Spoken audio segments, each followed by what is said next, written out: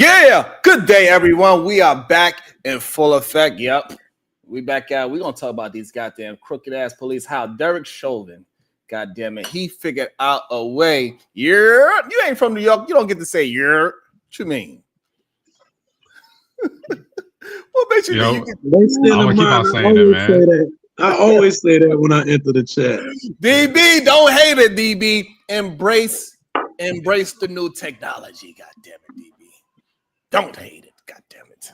Make sure y'all double tap the screen, DB. You know, New Yorkers got your own culture out there, so I got to get, I want to be able to fit in when I'm up there. So definitely by saying we're gonna stand out like you ain't from here. I know. I do it though to like annoy her brother and shit. I'll be doing it just because it's so obnoxious. That you only say that to your close friends. Is it okay if I share the stream to the Twitter, right? To my Twitter? Absolutely.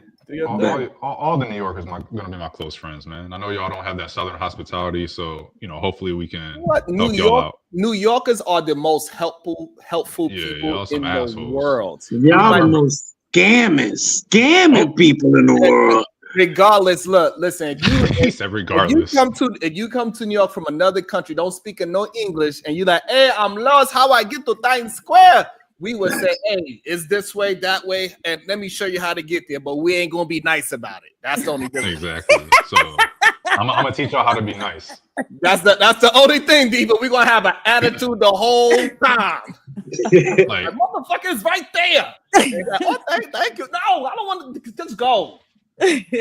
Goddamn, I'm in a rush. Goddamn it, you want to be looking up and shit. Like that's the one thing New Yorkers say. A motherfucker towards that's always like that. Move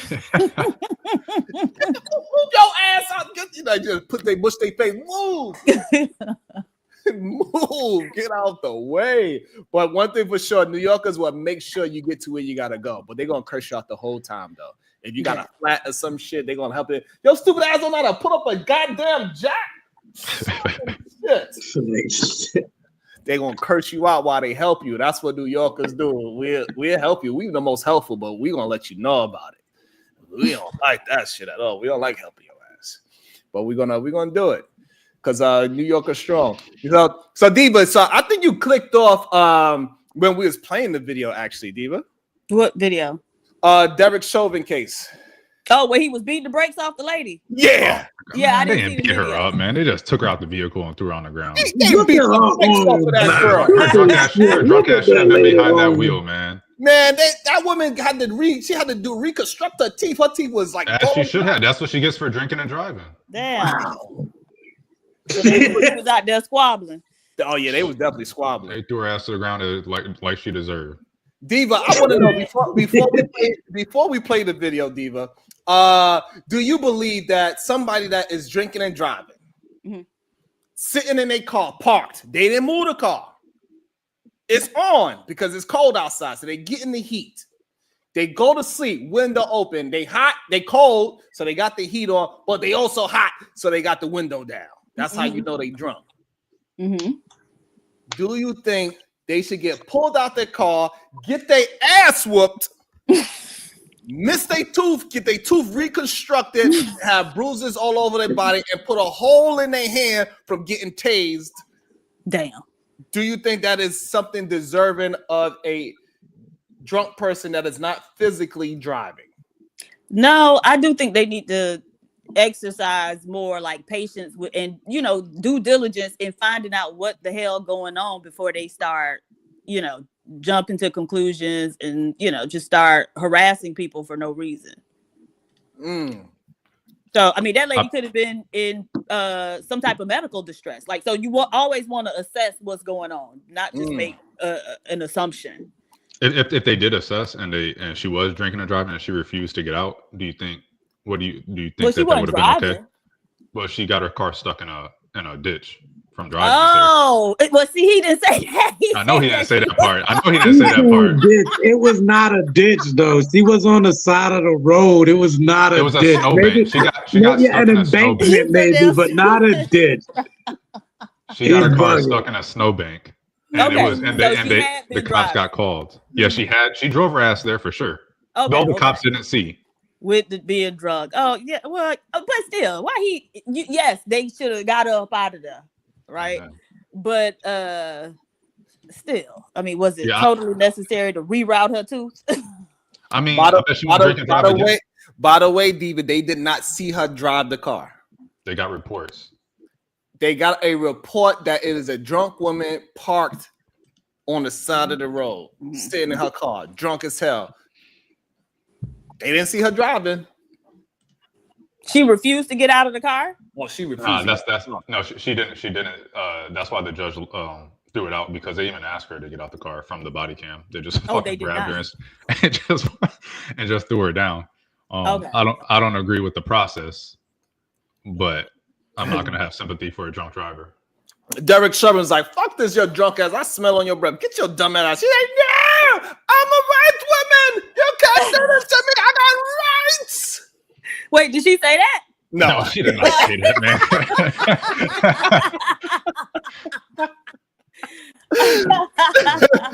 She didn't actually say that, but that's what's going on in her mind, goddamn. That's what she was saying in her mind. That one lady was scared. She knew what was going on. What's up, Cajun Rimfire? Hopefully everything's okay with Cajun Rimfire. Hopefully he stopped smoking those goddamn vapes. Hopefully he started walking 15 minutes this way and 15 minutes that way. Started doing his push-ups, his 2 push-ups a day. It keeps the estrogen away. Shout out to Cajun Dogfire. Good to see keep them women from hanging over cliffs. The cliffs at 3 o'clock in the morning. Absolutely. Oh, is he here? Mm-hmm. Yeah, he in the chat. Mm-hmm. This is the dude that said women walk off cliffs. Yeah, he said they walk off cliffs. Yep. And just to make sure, physical cliffs, walks over and falls down and die. Not like moral cliffs. No, they actually hanging. He say so at late night, 2 or 3 o'clock in the morning, when they should be home with being protected by their man. They want to leave the house and be out. And so we was like, well, what are they out doing? And he said, hanging off of cliffs. That's just so crazy. Yo, Diva, that shit don't even sound real, but that's really what he said, though. And then he told us that we ain't that smart because we didn't see it how he saw it. Oh, sir, I don't know who you are, but can you come explain yourself, please? Hey, Casey Rimfire, the StreamYard is in the description. I'm sorry, Casey Rimfire. I mean, Darkfire. The link is in the description. Drop it in the chat as well. Even though it's not clickable, you'll have to copy it and paste it. So what's up, the word 9%? Peace and light to the channel. I like that. Peace and light. I like that. Good day to you, sir. Yeah, but that's what he said about the women. He said they be just walking down the street, just hanging off a cliff, 3 in the morning. What are we gonna do? He said, well, we got to help the women's. I was like, oh shit. I was like, you serious? He's like, dead serious. I was like, wow. And then they acted like we did something to him. Remember? Yeah, I need this man to elaborate because I'm still trying to wrap my head around it. What? They acted like we did something to him. They absolutely did. They said, see what happens when you go outside, Cation. Don't go outside no more. We're on our channel. This is what they told him. But he was a good sport. He tried to communicate. So he did his best. So shout out to Cajun Darkfire. I apologize. I didn't want to call him Rimfire again. But I do find it interesting that somebody like Derek Chauvin, he got 5 cases, Diva. There's one white man. He got 5 cases that was paid out. 5 of them. You know how much money? You know how much money that he cost that city? Right. Well, I just don't know why they won't get rid of them. Do you know how much money he cost the city in those payouts? How much? $40 million. That one cop.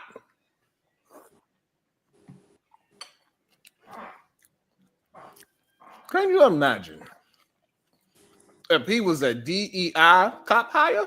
He is. He is.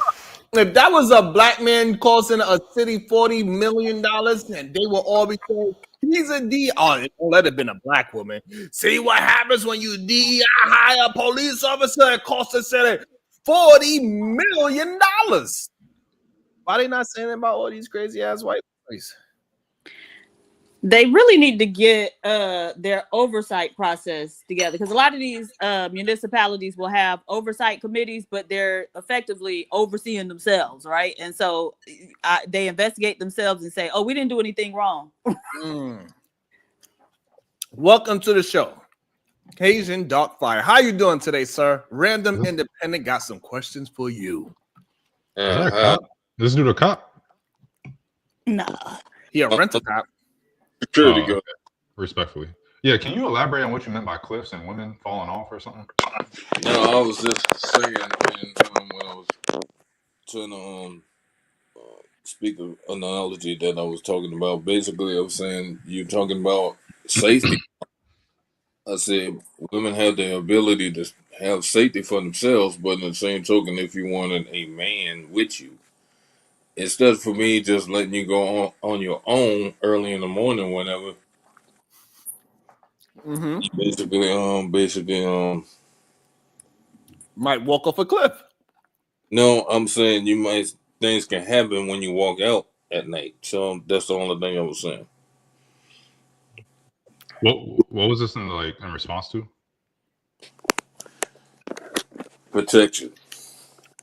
So are you saying that women shouldn't go out without a man? In what way? Shouldn't walk outside their home without a man? It depends. No, I'm saying protection is just more than just being physically there. Protection is mostly like basically if I could see something going on before you do, I could actually tell you, you might not want to do this because. Watch out for that cliff! You're about to fall off! You got to make things a joke, man. I'm just doing what the cops taught me. I'm sorry. Hands up. So are you saying that women shouldn't? You didn't really answer the question. Are you saying that women shouldn't leave the house without a man? Or what is it? And I guess the second question would be, what is it that a man can recognize that you feel a woman can't? Okay, so basically, you see the errors of men. You see how things that people basically try to do things, and you want to basically observe everybody surrounding and things that's kind of harmful to other people, and you want to let them know things first before you actually let them do things for themselves. Do you have you ever met a woman that said that she doesn't do that? Never have. Damn. So are you saying you never met a woman that said that she pays attention to her surroundings, or are you saying that all the women you know pay attention to their surroundings? The only time they would pay attention to their surroundings when it's too late, to be honest. Damn. And that's when they falling off the goddamn cliff. You're gonna put the emphasis on the cliff, bro. Did you say that? And then as or anyway, not like literally a cliff, like I said the last time. Don't make me pull up the video. Yeah, go ahead and do your thing. It's 2025 and these girls running around with big straps. I don't know what sir talking about. Are you saying yes or no that women shouldn't be leaving the house without a man? I was talking about that yesterday, and best believe I was looking. Yeah, women have big straps and all this, and then qualified to use it. But what are you going to do when it really is going to come to a head? Are you prepared to do what you need to do, or you just have you shot someone? Ooh, yes, I have. You shot somebody before Cajun Darkfire? Yes. You're a security guard. He ain't got no right to be shooting. You ain't supposed to have no damn gun. What you mean you shooting people? I was armed when I was. Let me go over. What the? Hey, hold on. Hold on. Before we get back to the goddamn original topic, who the hell you shot and why did you shoot him? Why do you need to know? I'm just inquiring. Yeah, I just want to know why you want to know. I just told you. That's my business. Did you intend to shoot the person? No, I didn't intend to shoot nobody. What? But somebody was trying to intend to shoot me. So it's self-defense. So you intended to shoot them because they were trying to shoot you? Yes. Oh, okay. So how many people do you think? Have you ever seen someone freeze up in that situation? Or do you know of people that you're like, did you know that you would be able to shoot back before you did it? Yeah, I'm basically in training now, seeing people freeze up and say, "Oh, calm down, put your gun down, please." So for the vast majority of men and people in general, they don't go through training like that. Therefore, would it be safe to say that we don't know whether we're going to freeze up in that situation, male or female? Especially. So, Casey Delphi, how you been drinking today? Like water? Alcohol. How you been drinking alcohol today?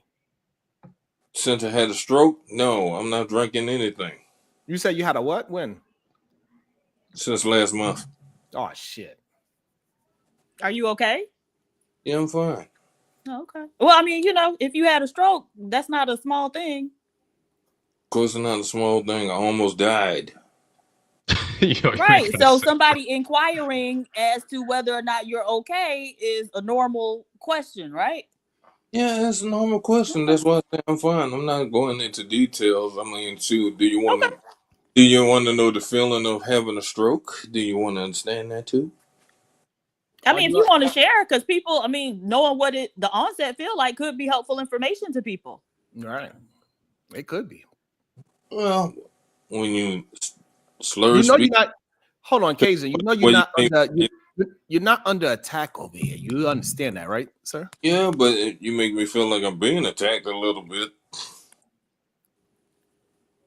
Okay, so now that you know that you are not being attacked, and we apologize. Let me, the owner of the show, apologize to you, Cajun Rimfire. We are not attacking you. So what we are trying to get understanding, we want to get an understanding of what do you know the causation of this stroke that you had, so we can help other Black men that might possibly be in the same situation as you. Well, the funny part about it is I start smoking cigarettes on New Year's. So good. Basically, I probably had to be honest, it was like about a week ago before I actually had the stroke. I had symptoms of it first, and nobody even paid attention to it, even me. So what were those symptoms? I couldn't speak well. Okay. So you started slurring your speech? No, it wasn't slurred speech. It's like my mind was kind of like in confusion. Like every time I tried to speak normally, I was just saying different words and different points.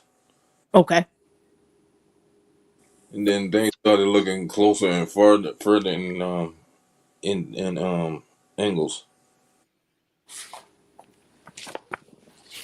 How long did that happen before the actual stroke? It was a week. Oh, you said a couple weeks? A week, 1 week. 1 week. And on the third one, I went to the hospital and then realized I was about to have a stroke until I couldn't hardly say my name. Oh, shit.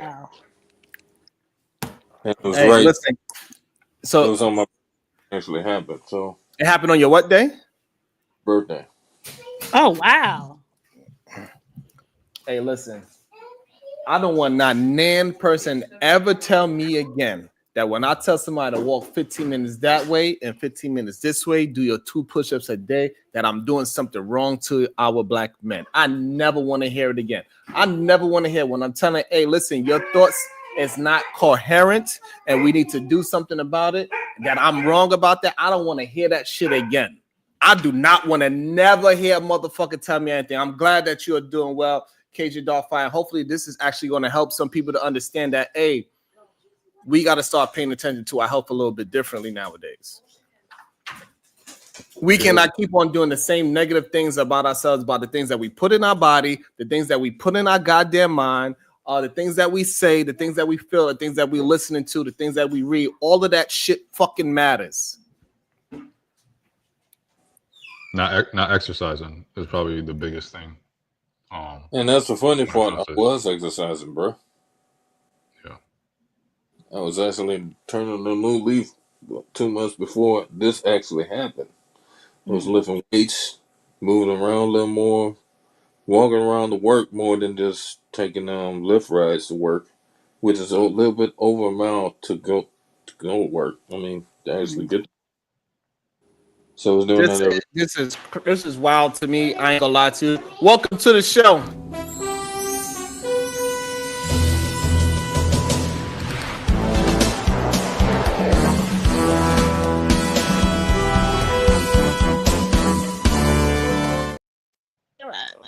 Good day, Brownsville, New York. Good day, sir. How you doing? Yo, peace and love, peace and love, peace and love, cuzzo. First and foremost, let me take my shoes off before I walk into this room. Peace and love to the beautiful queen on the panel, the supreme goddess, PH Diva. Peace and love to you. Peace and love. And peace and love to all the beautiful queens in the chat, man. Anya Bracy, the SBG First Lady, Robin M, DB, Sugar Bum, Bomb Cherry Juice, Rogue C, It's Me, Dr. G, Sexy Red TV, Conversations with MJ, Miss Jalen, Genesis, Talking to Ken Folks, M Mills, Zero Tolerance, Ario CH, The Sherelle Show, Fantasy Island Girl, Raw G, all the queens, man, all the queens, Keisha G, Renee, all of y'all, man. Every time I hit this platform, I'm making my purpose to lift y'all up, give y'all flowers, and show these men, show these knuckleheads how they should be treating the ladies, the queens, and the women on this platform, man. And peace and love to the kings as well. Can't forget about the kings. Cuz I did want to correct one thing that I heard y'all say when y'all was talking about qualified immunity. Qualified immunity is a legal doctrine that was established actually by the Supreme Court case law in the 1960s, right? And what it applies to is not just law enforcement. It applies to all government officials, and then it applies to some city officials as well, and then also applies to teachers, right? Which is why if you feel like the teacher did something inappropriate or you got some type of grievance with the teacher, you can't sue the teacher directly, right? You got to go through the school board and the school the school system in order to get your get your grievance heard, right? So qualified immunity, it wasn't, even though Trump kind of made it made it seem like he was doing it, but it was already established by the Supreme Court a long time ago. And yeah, so that's just the truth on that. Right, but he reinstated it because it was taken away by executive order by Biden. No. So an executive order cannot take away case law that was established by the Supreme Court, right? So there was no and there was never, even during Biden's term, during Obama's term, there was never a situation to where you could sue a police officer directly, where you can sue a congresswoman directly, where you can sue a teacher directly, right? That has never been the case because the Supreme Court said you can't do it, right? And an executive order cannot supersede Supreme Court case law. Yeah, but they're gonna still bring it up to Congress first before they actually make it official.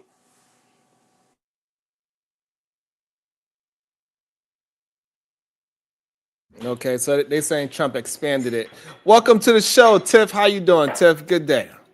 Good day, Sharon. I've really tried to hold on, let me pause my little ratchet music in the background because I told you I can only do one. I can only do so much news. When I tell you I've been like swinging in the air like old dude, Cuba Gooding Jr. on what's that damn movie? Don't be a menace to society. No. That's Boys in the Hood. Boys in the Hood. And he's like, I'm sick of this shit. When I say I'm so over y'all, I'm so tired. I'm so tired. I'm listening to what Brownville says, and it's just like for every Sharon and Bradville or a Mr. Aaron or a him, like there's 1,000 of your peers that are just not okay. I don't know what's happening with y'all, but y'all are not okay. I heard Mr. Tongue Ring up here earlier today, like totally changing talking points. Yesterday I listened to Beans 2 hours of why I don't want to be a man. Just like at some point, can we just say, like, date the women or the people that are okay with where you resonate. Like if she is all right with you bringing in 20%, all she wanted some ping. And there's a woman out there that she's attractive, she's pretty. You know what she want? All she wants is that little accessory. You're the accessory. Play that. But for the chick that says, I'm gonna need Sharon type tees because I've watched you black men get up on this motherfucker talk about, well, he don't have a black wife. Yeah, but I ain't never heard Sharon call no black woman outside of her name. Now, mind you, I don't know what Fight Club was about. I'm new to this. But what I have seen and what I've seen from Brownsville and what I've seen from other black men is there are plenty of black men that are willing to be men, and there are plenty of black women that are willing to be quote unquote women. It's you goddamn jigaboos, you niggas, you goddamn, I ain't even gonna call people pookies because the pookies are almost damn near better than the goddamn me. You Jeromes, you Jalen's, you you good guys with degrees. Y'all are absolutely awful. Every single day you get up on this motherfucker and talk about how can I be less than a person, less than a man, less than kind, less than human. What can I do to take away from people? It's gross. It's weird. And I don't understand it. It's very weird. Sorry, ma'am. I'm sorry. But be honest with you, ma'am. Which one? Who are you talking? Because I hear ma'am, and I want to be respectful because you've not come out the pocket. So which one are you? That'll be me, ma'am. Cajun Fire? Yes. Cajun Dark Fire. Wait a minute. Where are you from to be calling yourself Cajun? You from NOLA? You from New Orleans? Yeah, I am. Okay, cool. So you from the boot? Okay. I'm just saying, ma'am. It makes absolutely no sense. I mean, if it's one way for one type of people, what's not to say the same thing for the other type of people that you're talking about? Help me understand what you try. Help me to understand the point that you're trying to mine out because I want to be respectful. I'm just saying, you're talking about the pookies ought to be like okay and all this, but everybody else that you call names on. No. So help me to understand what I said and what you disagreed with, right? Okay.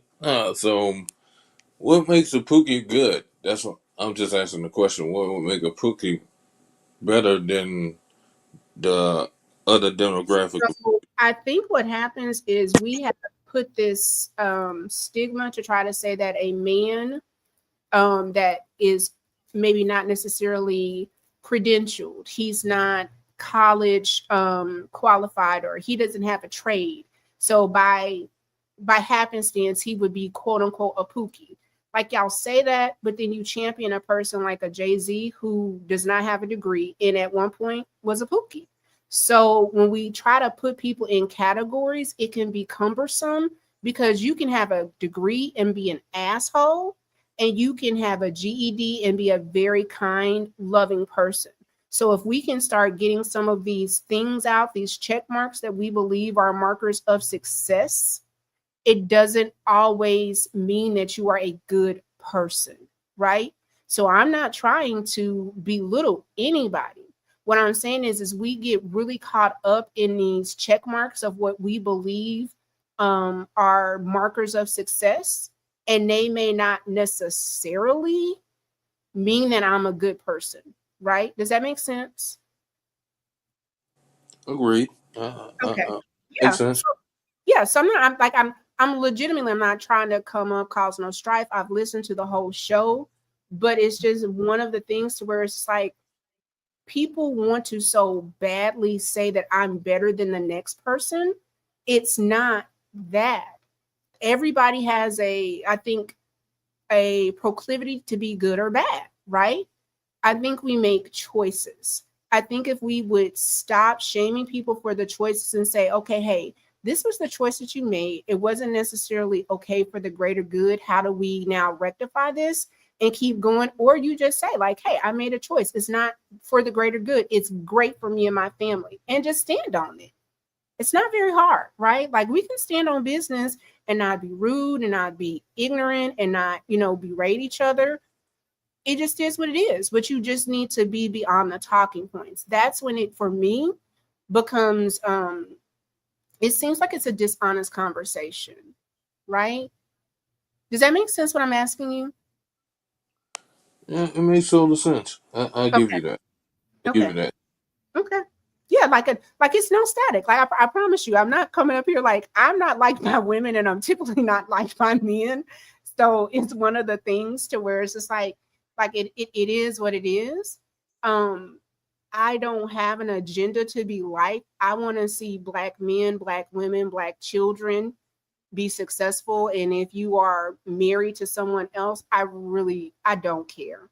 My husband's daughter is biracial. She's an adult. She married a white man. So by proxy, those kids in another generation will be children. They are still absolutely beautiful boys. My husband's daughter is biracial. She's an adult. She married a white man.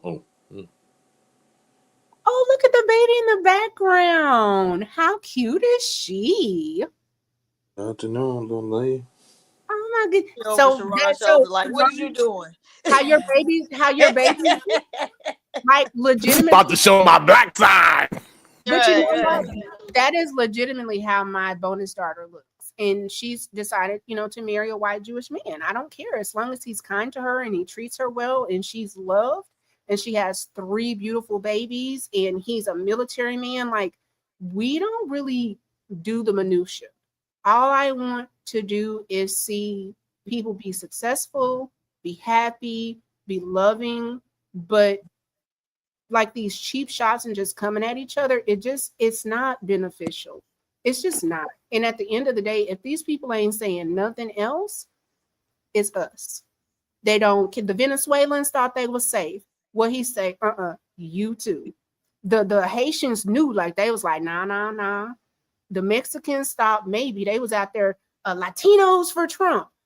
Now everybody crying. That man don't give about nobody else but his friends and money. And then I don't think any of us on this stream are billionaires. And if you are, please reach out to me. Hit me in the back.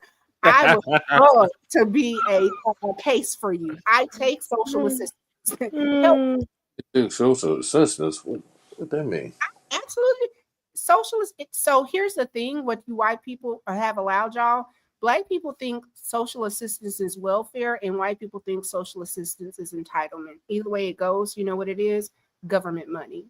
It's that hand up. It's the proverbial somebody helping you lace those bootstraps up. So wherever it comes from, I'm never going to be opposed from help. It's like just looking for grants and all. Basically, absolutely. Well, in fact, I could do that myself. So we're good. So we are agreeing. There's no issues. We're on the same page. So what do we mine out? That Black men and Black women can agree. We don't have to socially or politically be on the same page, but we can say, I'm not going to cause you any harm, and I prefer you not cause me any harm. And how do we make it work? If I might just add yes to that, everything she said was on point. The hell? Okay. That is awesome. I like when we could get down to some goddamn business and we could just be honest about things. I think way too long we've been dishonest about the things that's going on in and around us, right? We are not being honest with each other and saying, hey, this is right and this is wrong. And way too many times we're just giving each other excuse after excuse, even though we see the writings on the wall. Cajun Dark Fire, I got a question for you. Do you, now that you're in a situation, do you feel a certain way when I was telling you that you need to get out there and work and exercise and put down the smoking and all that? Do you look at it still as I was attacking you, or do you look at it more I was attempting to look out just for another Black man, even though I didn't know you personally? Be honest with you, was looking out for me regardless, but I had to do it this way. It's your demeanor, man. Like basically understand all the things that you're talking about, because I say, yeah, you need to be more active. You need to kind of leave the nicotine alone. You need to go ahead, man, and do something better. Basically, clear your mind to where you could basically be more productive. That I understand, but in what I've been going through, it's hard to do. Right, because being a man is not going to be easy. I never said anything. The things that I say for men to do is going to be easy. It's going to challenge you mentally, physically, and spiritually, 100%. Yeah, no doubt. And so, so what is it about my demeanor or disposition that makes you rebel against something that is good for you? Why do you got to go kicking and screaming? I'm pulling you. You kicking and screaming. I don't want to go to drink this water, even though you're dying of thirst. So the so-called kicking and screaming, more like you're trying to push to the point to where a person's going to be combative about it, meaning you making me feel like, all right, now I got to protect myself because you're basically just trying to basically be hostile with it. That's what I mean. Like basically, that's the way. That okay, fine. So now, what is wrong with me being hostile with the truth? Well, I understand that's the truth. It's the way you put the truth, man. So right, that's what I'm saying. So men talking to men, we usually take the information because men are just logical. It doesn't matter if you be rude or mean about it because this is a man talking to a man. What's up, Selena? Selena, good to see you. Haven't seen you in a while. And so, like, I don't think men should be police toning. I could understand when we are toning policing with women because men and women communicate differently towards each other. But when it's man towards man, I should be able to be blunt and truthful with you and say, hey, let's get this shit together, brother. And it doesn't matter my tone as long as my intentions is good for you. Yeah, but you also had to show why you had to do that, man. And not be, well, this is the reason why I got to do this and that. And I got to talk to you the way that it is so you can understand. We can understand that part. But it's to the point to where you got to understand the person's mind frame as well. Because they might be thinking something else while you're doing that, which makes them basically want to do something to somebody because you're actually doing that. Right, so that's what I'm saying. So, so man to man, if I see a man, he's out of shape, I say, yo, fat ass need to come in the gym with me. My intent is to get your ass healthy, and so your ass won't be looking sloppy and disgusting anymore. Is that a horrible way to talk to another man to man? Sure, it is, because the first thing they want to tell you, like, fuck you, I'm going to do what I want, right? And so now, once that man says that, he is operating out of what?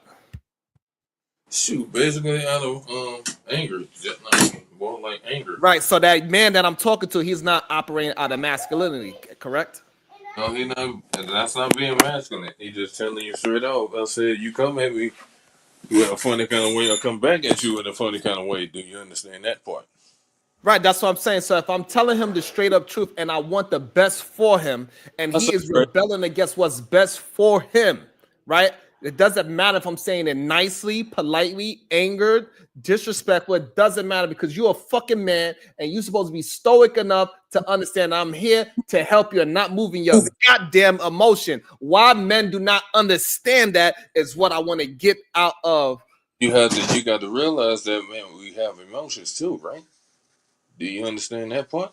Yes, and I'm playing towards your logical emotion. Before you go ahead and do what you do. Right. So what I want to say is that I'm playing to your logical emotion, not your happy emotion. What you mean by happy emotion? Now that's something new to me. All right. So what emotion am I placating to if I talk to you nicely? Basically, you're giving me grace. You're actually saying, look, man, I understand you're gonna do what you do. But you basically, man, you gotta kind of basically do something for yourself, man, because if you don't, this can happen and that can happen. I'm just trying to help you out, man. I'm saying, man, I see the potential in you. This and that. You gotta give the tools to help people to succeed the things that they want to do in life. Okay, so now when I give you the tools for you to be successful in life, and you keep giving me, not you per se, right? And you keep giving me excuses of why you can't do it. Should I keep on talking to you in these happy emotions, or should I get real and be man about it and talk to you man to man and say this is what you need to do because it benefits you? Well, it depends on if they keep on doing the same thing over and over right in front of you, start seeing it. Then you go in and go source. Okay. Perfect. So now, for example, now I'm going to bring it to you. Hopefully you don't take it too personal. So when I see you smoking cigarettes and vapes in front of me, I say, hey, don't you think you should stop that and you continue to do that, should I not get upset at you because I care for you as my brother and say, hey, you need to fucking put the shit down? Yeah, you could have did better than saying that. You could have just said, hey, man, you might want to go ahead and slow up on it before something bad happens. So even though I'm trying to save your life and you keep on doing whatever you want to do, I tried the nice way the first time, say, hey, don't you think you should put that down because it's not healthy? And you said, well, we all gonna die anyway, so I might as well just enjoy this goddamn vape while I can. Which I did, and I honestly said that. Then, okay, so right. So then you did that. And then I said, motherfucker, if you don't walk your ass 15 minutes that way, 15 minutes that way, start doing 2 push-ups a day, get the goddamn estrogen away, start reading better, take away that goddamn lust and replace it with God, add some honor. What else, cuz? Well, bro, that's the funniest shit. So when I'm telling you this shit, and I'm telling you out of fucking love and respect of being down somebody, also I gave you my own life experience and told you, hey, I was once a goddamn alcoholic. I was once drinking, smoking, eating food I ain't supposed to eat, not running, not being healthy, and I changed my lifestyle around. I'm not just saying it because I feel like I'm better than you. I'm saying because I've been there. And I expressed that with y'all. And I understand that. Now, I understand that wholeheartedly. It's just basically some people had to learn the hard way. You can't find them once you see it more than once or twice, and they keep on saying. I'm a kind of person that if I said things a couple of times, I only give you 2 times. I don't never do 3 or 4 because if I keep on telling you, now you're making me look like a fool.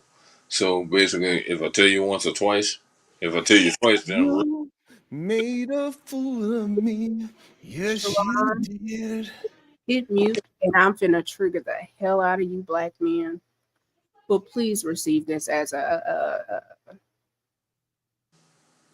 plea. I have buried my uncle, my dad, both my grandfathers, my bonus father, and this past year, my brother. Black men that do not have provisions set aside, you do not have a will, you do not have a pre-need, there is not anybody that knows what to do with you as you transition, which I am not trying to cast evil. Everybody is going to die. Please get some basic life insurance and let at least 3 to 4 people know what you want to be done. When you don't have anything taken care of, your family is not, most family is not going to allow you to become indigent, where they just do it. It's called a pauper's grave, where they just throw you in there with everybody else. At some point, if you are out of state, your family has got to fly your body in. They've got to decide what to do with you. You've got to be buried. There has to be pictures. There is a level of stress that your body never recovers from. Would you believe I know that like 3 years ago? So when you're talking about this, and I did not mean to be mean to you, but when I say you triggered the fuck out of me, because my uncle was living in one of his homes in the DR, had a stroke, got on the plane. You have me that is a master trainer, wellness, PT, everything. He gets absolutely on a plane, which he shouldn't have done, gets to Atlanta and still doesn't do what he needs to do. And because most women try to honor what men want, what do you think all the women in the family did? Well, don't bother him. So me calling every day, hey, do you want me to get on the plane? Hey, do you need something from me? Hey, and listening to what he's saying and knowing full well you're not under medical care, the guilt that I have carried, because, and it grieves me to say this, but even in death, Black men can be very unprepared. Please, even if you don't have insurance, just let somebody know where you want, with like final thoughts. You know what? Put me here, play this song. I don't want this, I don't want that. Put it in an email. So anybody, yeah, I learned alpha. I absolutely learned I cannot know everything in life. It has been a very humbling experience. But I will also say, as a Black woman that loves and adores Black men, and I have had to put far too many of y'all to rest or transition, please have things in order. Just something. Just even if it's just an email, even if it's just, I would beg of you to get some life insurance, but please. And if you have health issues and someone is asking you to go to the doctor, go to the goddamn doctor. Well, at worst, it can be nothing. At worst, it can, you know what I mean? Like, please. And hey Diva, why do you think they don't want to take the information, even when it's good information, and we have to say it in a pleasant palate for men to take information from other men, when that was never the case for strong, productive men to be that easy with other men?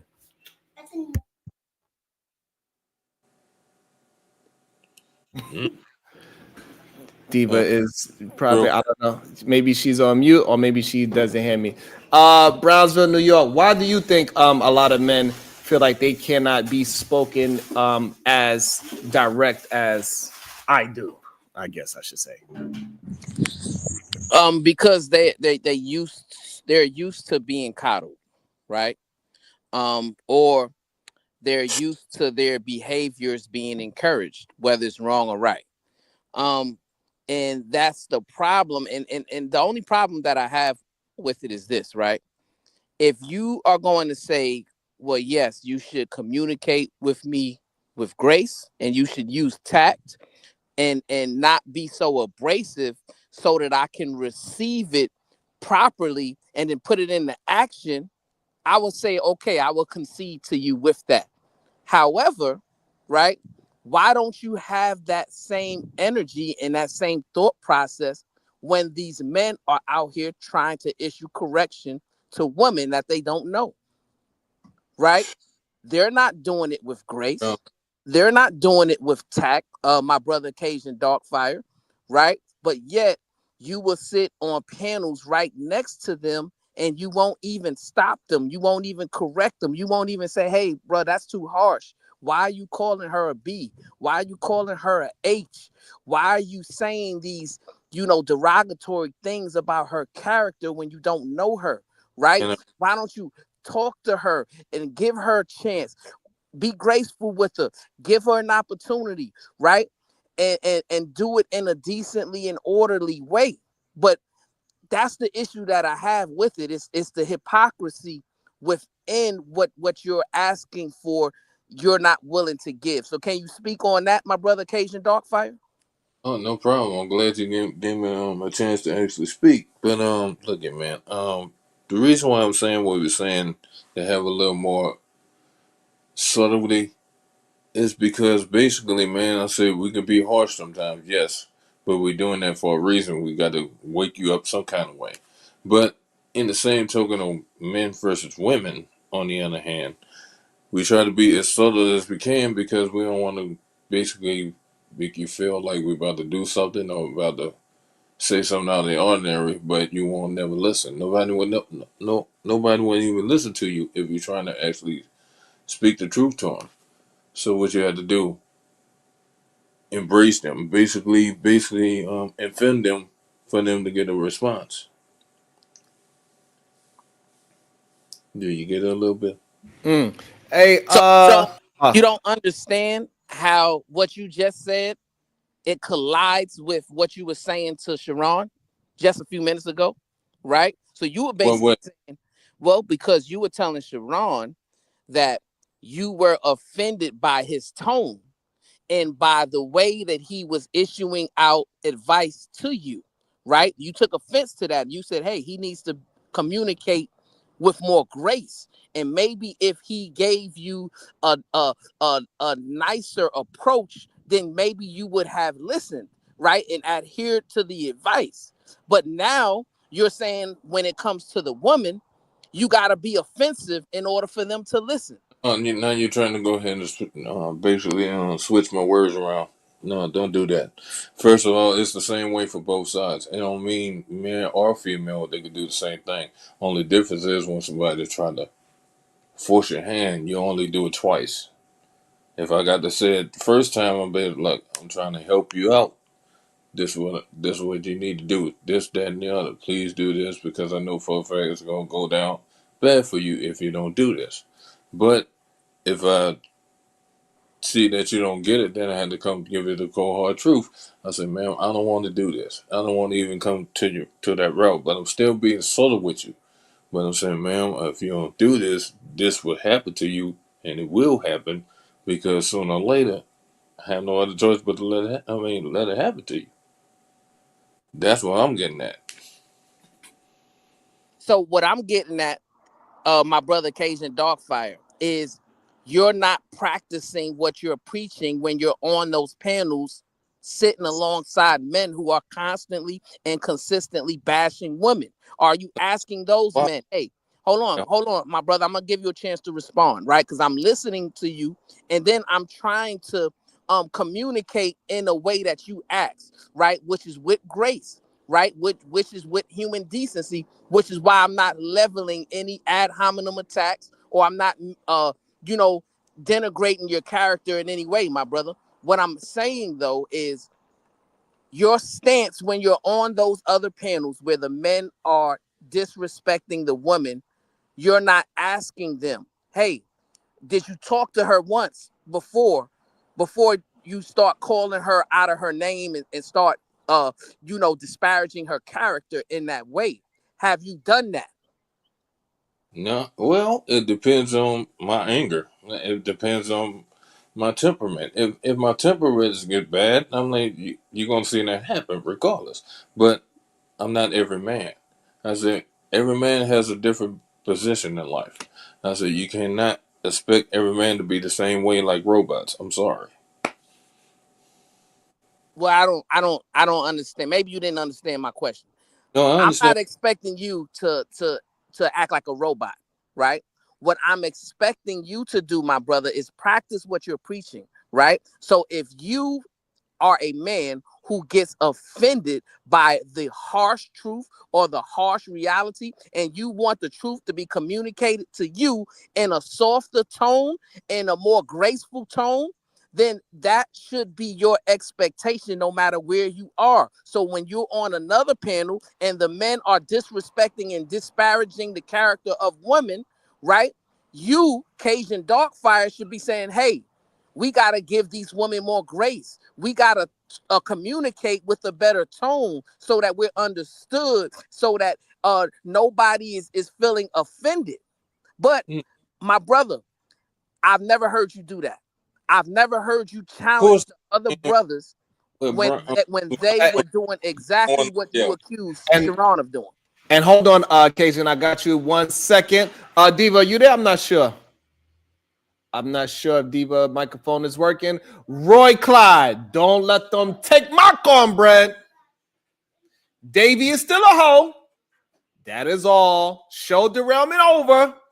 Carry on. Great show. Shout out to Beeville. Go ahead, Cajun Dolphine. Thank you. Peace and love, Jack. Thank you, infamous Jack. Tired, broke, disgusted. Hashtag do better with the fireball. Hold on. With the fireball. Infamous Jack. Tired, broke, and disgusted. Do better with the $5. Damn, Cajun. Fight back. Don't let Brownsville common sense whoop you into submission. Will Mill, if you got to. Don't go out like that. God damn it. First of all, I'm not even. I'm about to be a situation. Hey, hey, hey.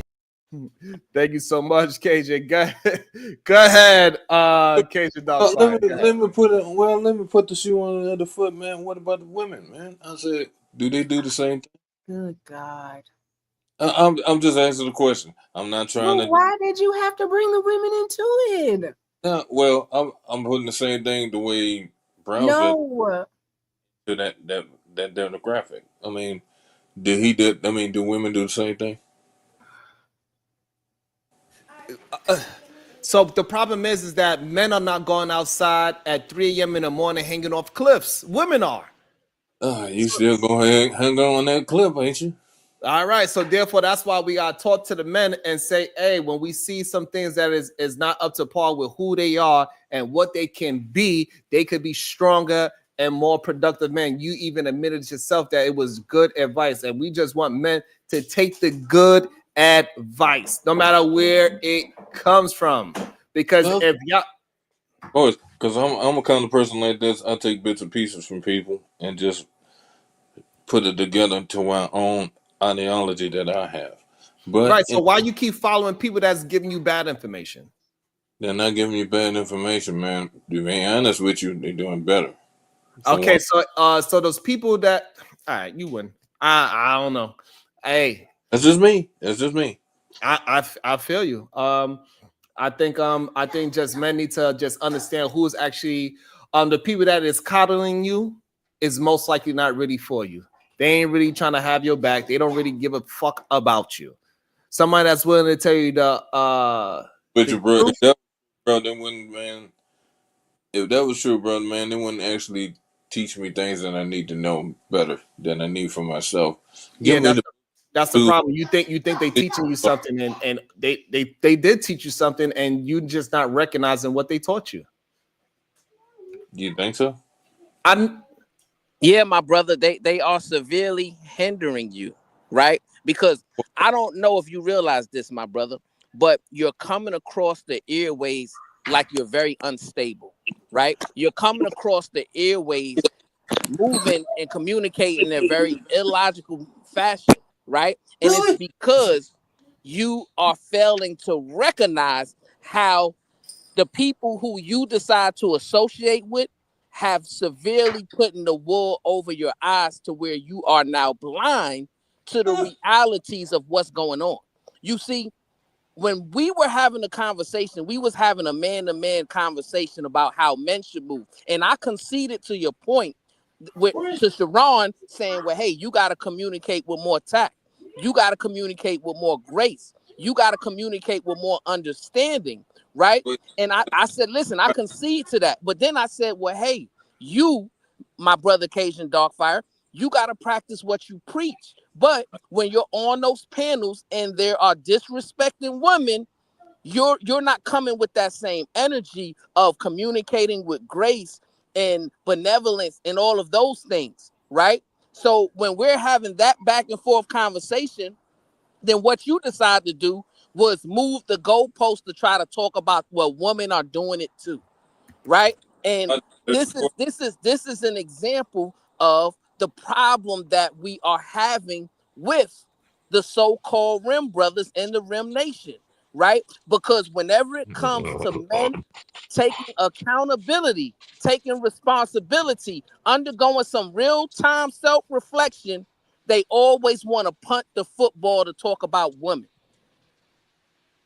Okay, so in other words, man, so women don't have accountability, right?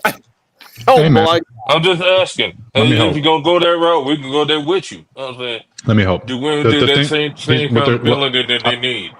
I think what they're saying is that you don't have to bring women into the equation for you to have accountability yourself. And I really don't. I just asked the question because I'm just asking the question. But it's like it's a common theme where people talk to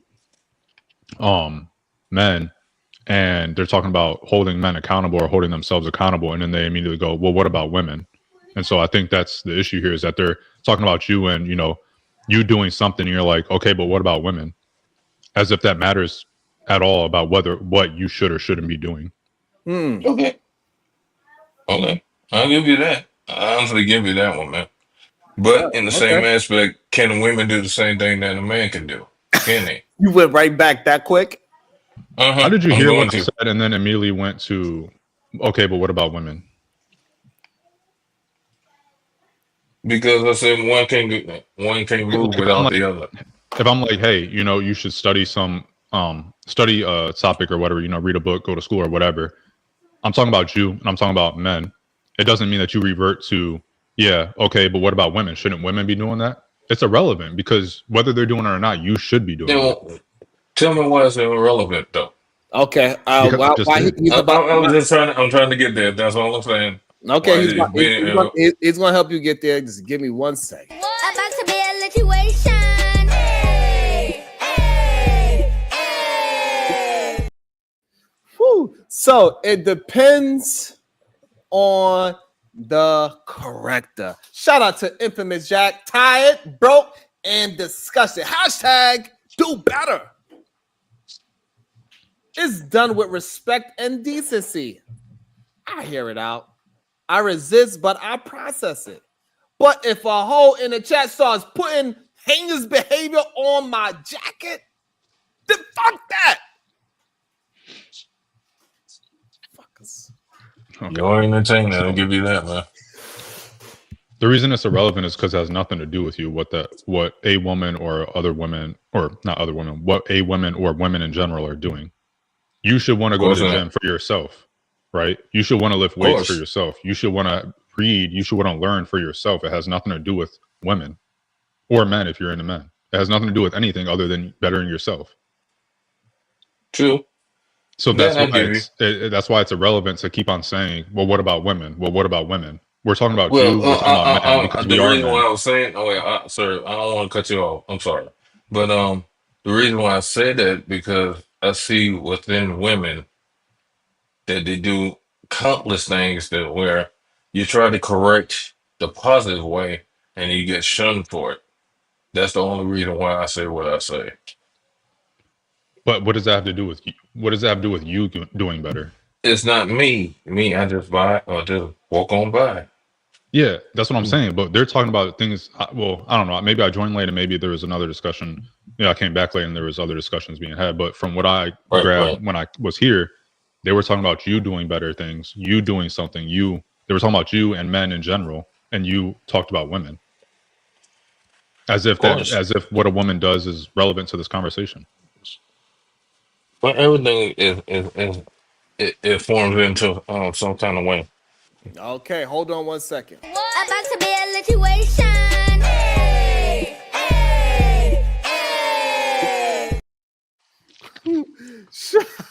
Shout out to Infamous Jack. Tired, broke, and disgusted. Hashtag do better with the fight. But Davy Beatrice isn't wrong. Bad behavior should be called out. Less accusations and more thoughtful discourse is necessary. I apologize for this. Peace. Shit. I hate to agree, but I'm like, nah, man, I can't agree with it. But all right. Okay, hold on 1 second. About to be a situation. Hey, hey, hey. Conversation with MJ with the fight. I said, put it towards the coffee fund. Whew, child. I like I'm doing the emojis too. I'm killing the emojis too, by the way. So Cajun, because I don't want to put too much on you because I want you to stay coherent what we are trying to express to you.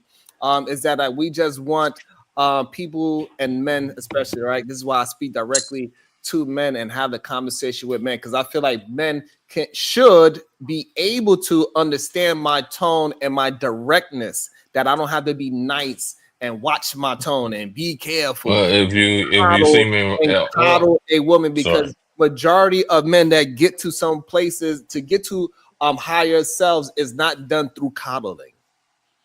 Majority of men that be successful, it is not done through coddling. They gotta suffer. They gotta go through things. There ain't nothing nice about being a man. So I cannot give my my advice to a man nicely. I can be kind, and me being kind is me telling you to do something that's going to save your damn life. That's going to keep you out of the damn doctor's hands. That is me being kind to you. Now it is up but you have to be more than that. Accept the information that is going to be productive for your life, because it don't do me no good by me telling. Because I could be doing my energy elsewhere to somebody that want to hear the fucking truth. So let me, in that same instance, can you do the same with a woman? No. You can't, really?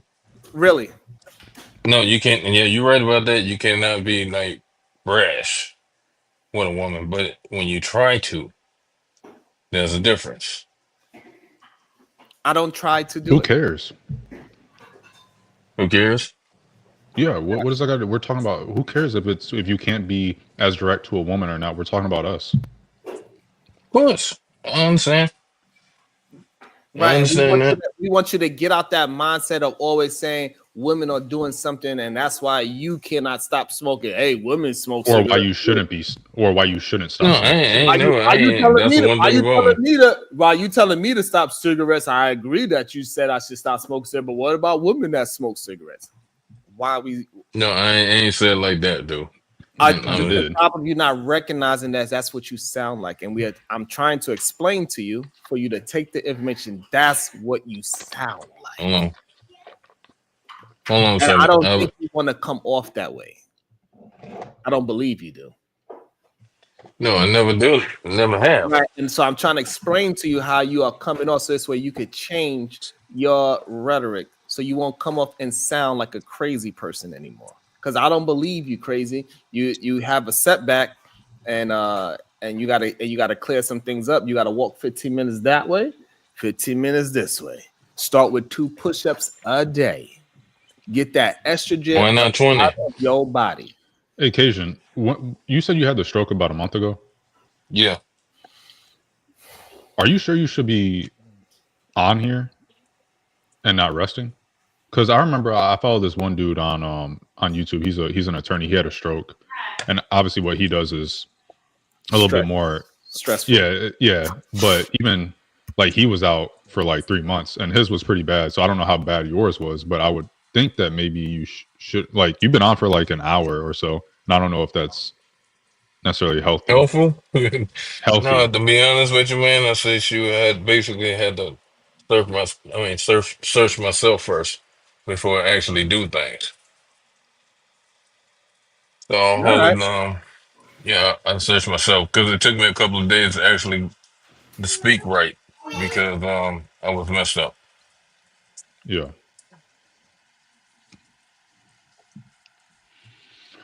Omega Dreads. Who's Omega Dreads? It says gaming channel.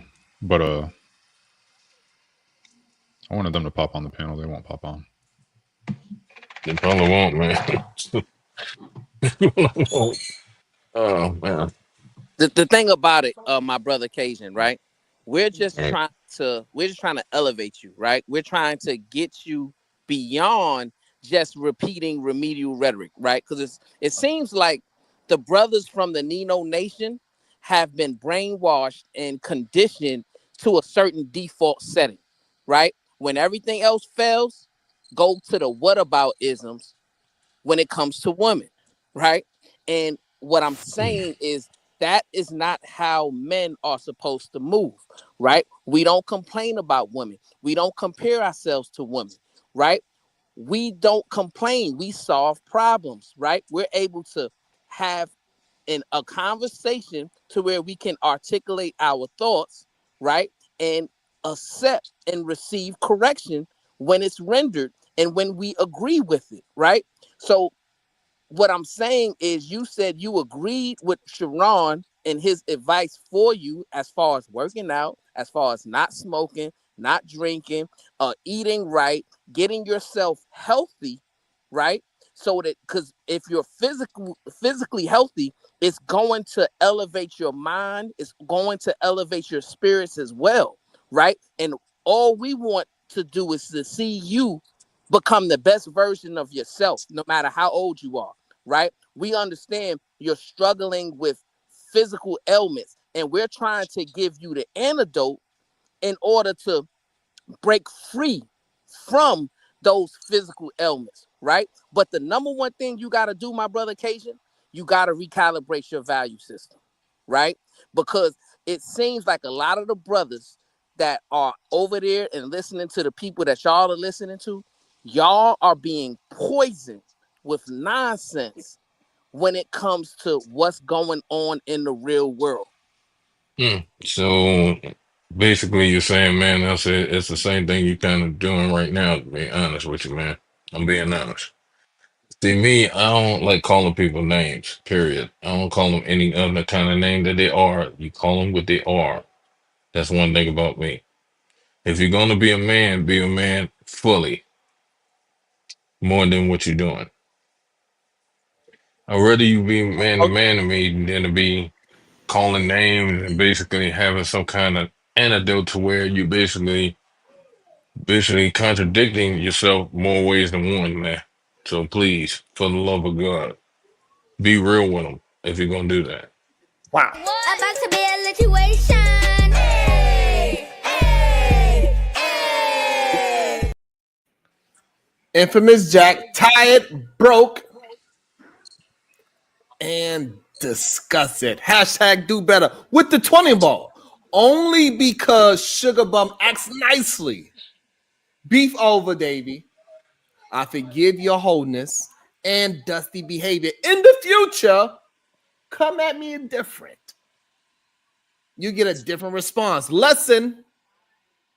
Don't be in the chat hole. Be well, y'all. I'm out. God damn. Shit. Infamous Jake, man, you cool with me, bro. I'm with you. All right, so I think hopefully Cajun, because I don't want to stress the young man out. He just recently had some health issues. Hopefully he's getting better. Hopefully he's doing his 15-minute walks. So there's 15 minutes walk this way, 15 minutes walk that way, half an hour of walking. Start with at least 2 push-ups a day. Get your body right, get your mind right. Start reading things and digesting things that is healthier for your mental. Please. Stop following and listening to bullshit. It is not good for you. Digestion is more than the food that you ingest in your body. That's why they say it's food for thought. Your thoughts is also a part of your digestive system. So if you digesting negativity, you eating negativity, you smoking negativity, you drinking negativity, we got a long way to go. And I don't care what nobody tell you, to get nicotine out of your body, it only takes about a week or 2. Nicotine does not stay in your body for long. Actually, it takes more than just a week, bro. It takes a month. That is a lie. And really? This is a lie that doctors tell people so this way they could sell you a patch. That's the point. That's the reason why I don't take patches. But the thing is this, you're not doing no study to find out if that doctor was wrong, get a second opinion, understand how long nicotine actually stays in your body. What you're craving is the social construct you got from smoking cigarettes. Majority of people, that's why alcohol and cigarettes go together, because it is a social thing. You drink, then you go outside with your buddy and you smoke, and then you talk. So it's part of your routine. Of course. So this is why you gotta just eliminate it.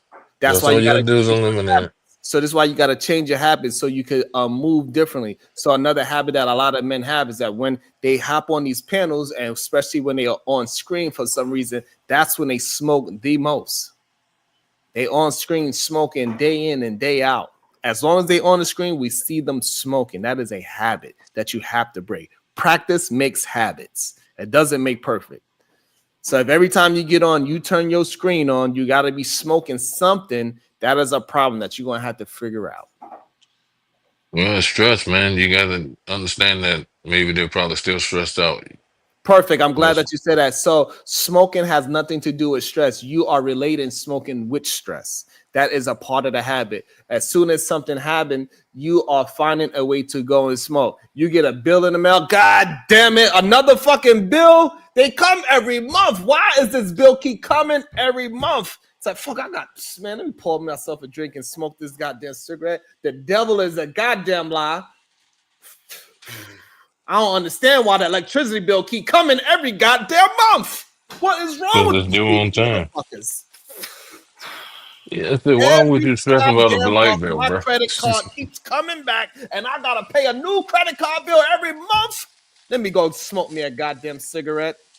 I don't think it's that damn harsh, but I mean, no, come on, bro. I mean, even I wouldn't do nothing like that. I woke up today, and my wife's breath was stinking because she didn't brush her teeth out, and I woke up before her. God damn it, let me go smoke a cigarette. This is shit is...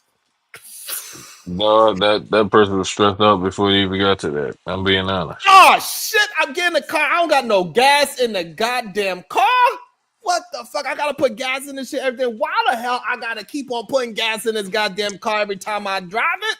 Every time I drive this damn car, the We goddamn gas can goes closer to E every single time. Sharon, The Sharon, Sharon, devil Sharon. So is let me ask working. you a question though. So when you have stress on frivolous things that you can actually basically do for yourself first before you even get to the point of having stress, can you do that first before you actually talk about smoking a cigarette or doing whatever detrimental to your I'm body? sorry, Cajun Dogfire. Say that one more time.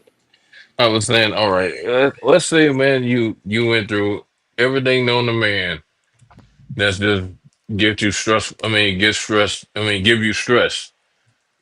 Do you have the ability to actually think other things before you actually go for that detrimental thing that you're trying to do, or are you just gonna go into it because you need an excuse to do it? Well, my brother, Cajun, you gotta find positive coping mechanisms to stress, right? Because Of stress is course. a feeling that all of us have to endure at some point, right?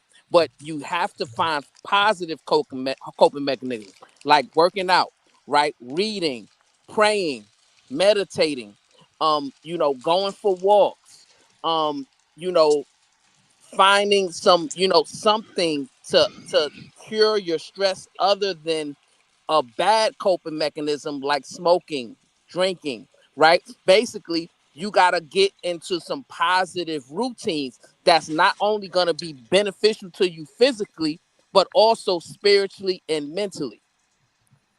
Mm. Understandable. That's I understandable. like the solutions. I'm like you starting to receive the solutions. That is awesome. I appreciate you starting to receive the information. That is dope. Shit, I don't know if we're gonna ever get to the goddamn video of Derek Chauvin. Hmm. Surprising. Hey, we cooking up. So I appreciate that from Cajun to start receiving the information and stop fighting the information. That's good. So we are getting somewhere, somehow, some way. Gotta make it out the hood one day. So, my brother Cajun, have you found any positive coping mechanisms that you can replace with chain smoking that can help ease the stress that you're enduring? Yeah, play music, learn how to Did you just blow play the smoke? guitar. Hmm? Did you just blow smoke? No, I ain't blow smoke. I just closed the door because it's a little Oh, okay. cold up in here. No, no, I was just saying, man. I play music and play the guitar. Learn how to play the guitar a little bit, and basically doing my content a little bit. The stuff that I've been seeing lately, which is kind of crazy. It make me laugh, so I'm always laughing. So You that's are, what I. do you know also that even your tone of voice will start changing once you start reading, eating, and moving different?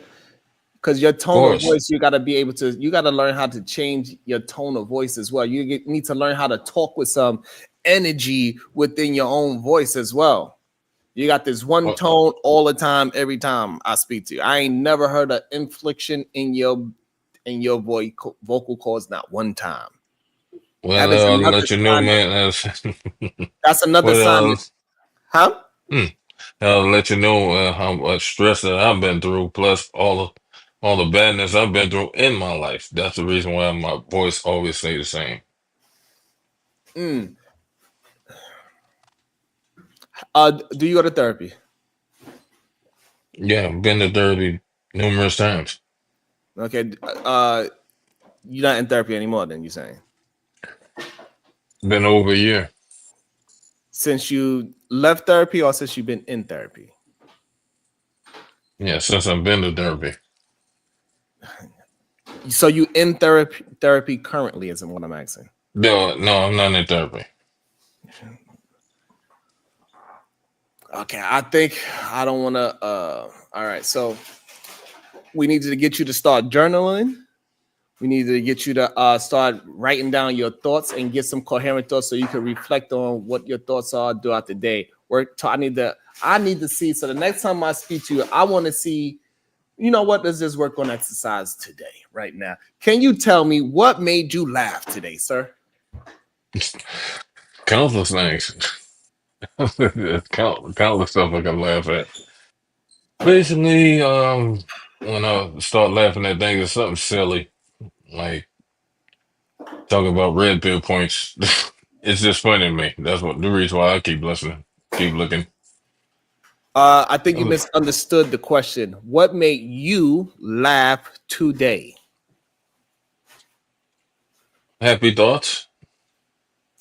Okay. What specifically made you laugh today? Okay, all right. If you want to be specific, I'm walking around, just chilling out, looking So at you don't have people. nothing specifically that you can remember that made you laugh today. No, I did. Somebody fell, and I picked them up, and they was laughing, so I was laughing with them. That's what There made you me go. laugh. That's what I mean by when I ask you a question, I want you to be specific about what you are saying. Okay, we found out what made you laugh today. Where were you when this person fell down and go boom, and you happened to be the person to pick them up off the ground? Where were you? On my way, walking around, towards the house, to the Where were hospital. you? By the hospital. We're gonna go to the video. I'm not believing this story. Oh, you ain't believing it. Yeah, what's up the video? I'm ready to cap for some cape. Is that what the kids call it? Cape? I'm ready to cape Yeah, for some you ready? thoughts. You ready to So you cape? saying cap, right? You You ready to trying to cape cap for me? the you ready to cape for the prisoners? So you I mean James Browning for the day? for the police? Yeah. Ah shit. Hold on. I gotta rechange this thing. God damn, I'm looking at my goddamn self. Shit. Jesus Christ. Everybody Instagram, come over to the goddamn YouTube, goddamn it. Shit. I forgot. We ended it over there. Peace out. Okay. We ended it over there. Jeez. Don't worry, Derek Chauvin. Let's go. All right. Let's get to the Derek Chauvin part of the conversation. We sharing? Where we at? Okay, there we go. We all here? We all here. Let's get it. Let's see what the hell is going on. That was insane. That was insane, Random. Approved a $600,000 settlement with a woman who was violently arrested by former officer Derek Chauvin. She was left with a cracked tooth and bruises a mere months before George Floyd's murder. Joe McCloy has a look at what we know and new video from the arrest. Another grim moment in the history of Minneapolis police has been settled, at least legally. That was the darkest day of my life. In May, Carol Levin spoke with Patty Day, who brought an excessive force lawsuit against the city of Minneapolis after an altercation with former Minneapolis police officer Derek Chauvin left her significantly injured. I had a puncture wound on my left hand that was bleeding and oozing. I had my left front tooth was in half. I had bruises all along my arm and my torso and my legs. Today, City Council agreed to settle the lawsuit for $600,000. We are now getting a first look at the body camera footage from the arrest. Get out! Before this clip, Chauvin and another officer responded to reports of an intoxicated driver pulled to the side of the road. They ordered Day out of her vehicle, and when she didn't immediately comply, they pulled her out. Damn. Day admits she had been drinking, but according to the lawsuit, after going a few blocks, she realized she shouldn't be driving and pulled over. The charges against her were dropped when a judge ruled the officers did not have probable cause to arrest and remove her from the vehicle like they did. It's a significant amount of money that, we could be using to address the major issues that are affecting our residents. This arrest of Day occurred 4 months before Derek Chauvin murdered George Floyd. City council members say it unfortunately wasn't enough of a wake-up call. The history of abuse that he has essentially waged against so many of our residents. And George Floyd wasn't, unfortunately, the first. The $600,000 is the fifth payout in cases involving Derek Chauvin since 2020.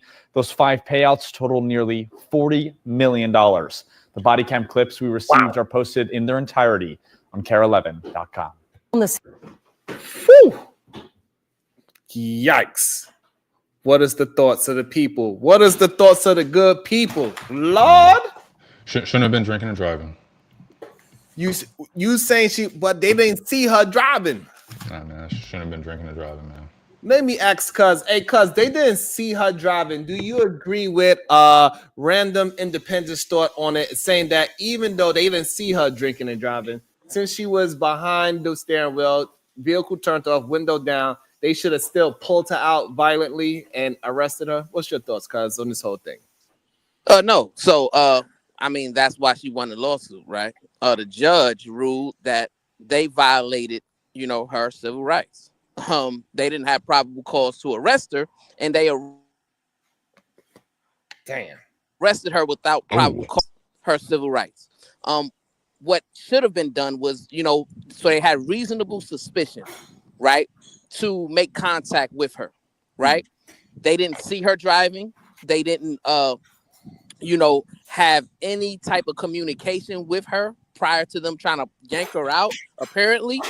And that's where they went wrong. What they should have did was make contact with her and then try to ascertain what was going on with her. Even though they got reports of what somebody else said, they should have, investigated and figured out from their interview with her on what was the situation before they decided to make a decision to arrest her. Go ahead, pull out your cape, random independent. I wanted to say something on that myself. All right, go ahead, Cajun. Go ahead, Cajun. So I was about to say, man, us as part of the law. I mean, if you was drinking earlier and you drove for at least about not even a half a mile and you park on the side, they're still going to go ahead and consider that you still was drinking and driving because you basically showed that you was there. You could put the contents of the alcoholic beverage on the side of you and you still can get arrested for it. But the way he did it was wrong by pulling her out the car. That's the only thing I do agree with. But it was going to happen. She could have been on the back seat. They couldn't did her nothing on it. They just say, hey, let me go ahead and try to get you home first before they do that. But he decided otherwise. They did the only two things they did wrong in the situation, and pulling her out wasn't one of them. Was one, they didn't talk to her first to get the smell of alcohol because they would have smelt it, and two, they didn't ask her to get out the vehicle. They should have done to Brownsville Point. They should have done those two things, and that's it. And once she said no, I'm not getting out the car, then they should have grabbed her ass and threw her on the ground just like they did. They just missed a couple of steps. They got the right idea. It's just they gotta make sure they follow the checklist properly, and that's where they mess. It's like not reading Miranda or something. You're supposed to do that part. The part that you did after, it would have been okay if you had done the first part, and that's where they fucked up. What about also that this man also he is known for being like this. He is known for being reckless. He don't need no proof of nothing. He's just using the badge to whoop people ass. He's caused that city $40 million. That one officer. Yeah, that's a separate discussion from this specific incidents. But yeah, he shouldn't have been on the police force anymore. I mean, I don't know what the other. I had read in one of the articles I had skimmed. There was something about I think he had hit a 14-year-old over the head with a metal flashlight a couple of times. I don't know the situation, but it seemed that he had repeating occurrences of these types of things. So I'm not exactly sure why they were keeping him on the force, but that's a separate argument. That's a separate discussion than the specific right instance. because you believe that no matter what, even though they didn't see her driving, they didn't see her drinking, they didn't see her swerving, they didn't see none of those things. They didn't even give her opportunity to have a conversation, to smell if she had been drinking or anything. They had no idea what situation that this woman is in. You feel like they should have still drug her out the car and did what they did to her. I think they should have talked to her first. And once they smelled the alcohol, they should have said, ma'am, step out the vehicle for me. And when she inevitably said, I'm not stepping out, I got to step out, they should have dragged her out. Just like everything else, the same video should have been played right after they did those two things. They should have done the exact same thing. That is in fact, crazy. They maybe they wasn't rough enough, but that's another discussion. I don't know. Wow, you said it might not be rough enough. Is insanity. I think they should have pepper sprayed her first, but wow. I think that we gotta get police officers to follow the law the most. They should not be just. They should have pepper sprayed her.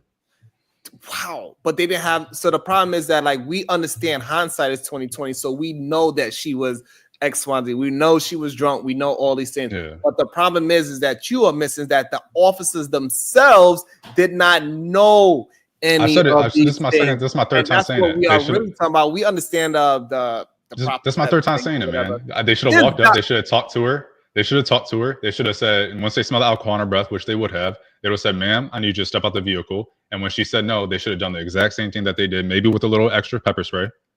Because like the taser and stuff, I'm not really a fan of tasering that much. I feel like pepper spray is better. So I don't know if the taser say that thing, again. I don't know. You say you're not a fan of what? I don't know if I'm a fan of tasering that much. I think you should start at pepper spray.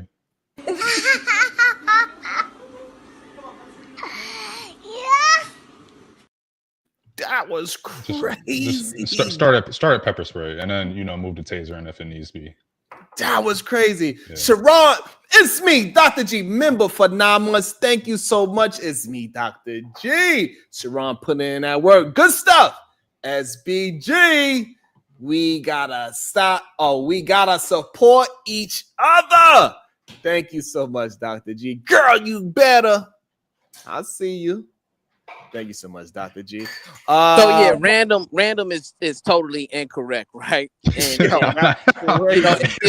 man, it is what it is. And it's a reason, and that's the thing, right? So hey, motherfuckers be getting away with drinking and driving, and that's the problem. I'm not the problem. Motherfuckers drinking and driving and getting away with this shit all the time is the problem. No, you're right about that. That is the problem. No, but what I'm saying is you're right about that, but you're wrong about how law enforcement officials are supposed to enforce it, right? I'm not saying how they're supposed to. I'm saying what I think they should be able to do or what I think they should do. I'm not saying what the law actually says or anything. You're asking me my opinion about it. I'm giving you my opinion. I've said earlier that we challenging your crazy ass opinion. Hey, that's fine. That's fine. She should have been pepper. There should have been allowed to be pepper sprayed. The people decided, right, and they determined how potential DWIs or DUIs should be enforced, right? And so there's protocols that have to be followed, right? So number one, you cannot be arrested for driving under the influence or driving while intoxicated unless the officer physically sees you driving or sees you attempting to drive, right? That's number one. So if you're just sleeping, right, you're not attempting to drive, you're not driving, right? And they notice that you're intoxicated, they can then arrest you for what's called public intoxication, right? Which is totally different than driving while intoxicated because you're not driving. So that's number one.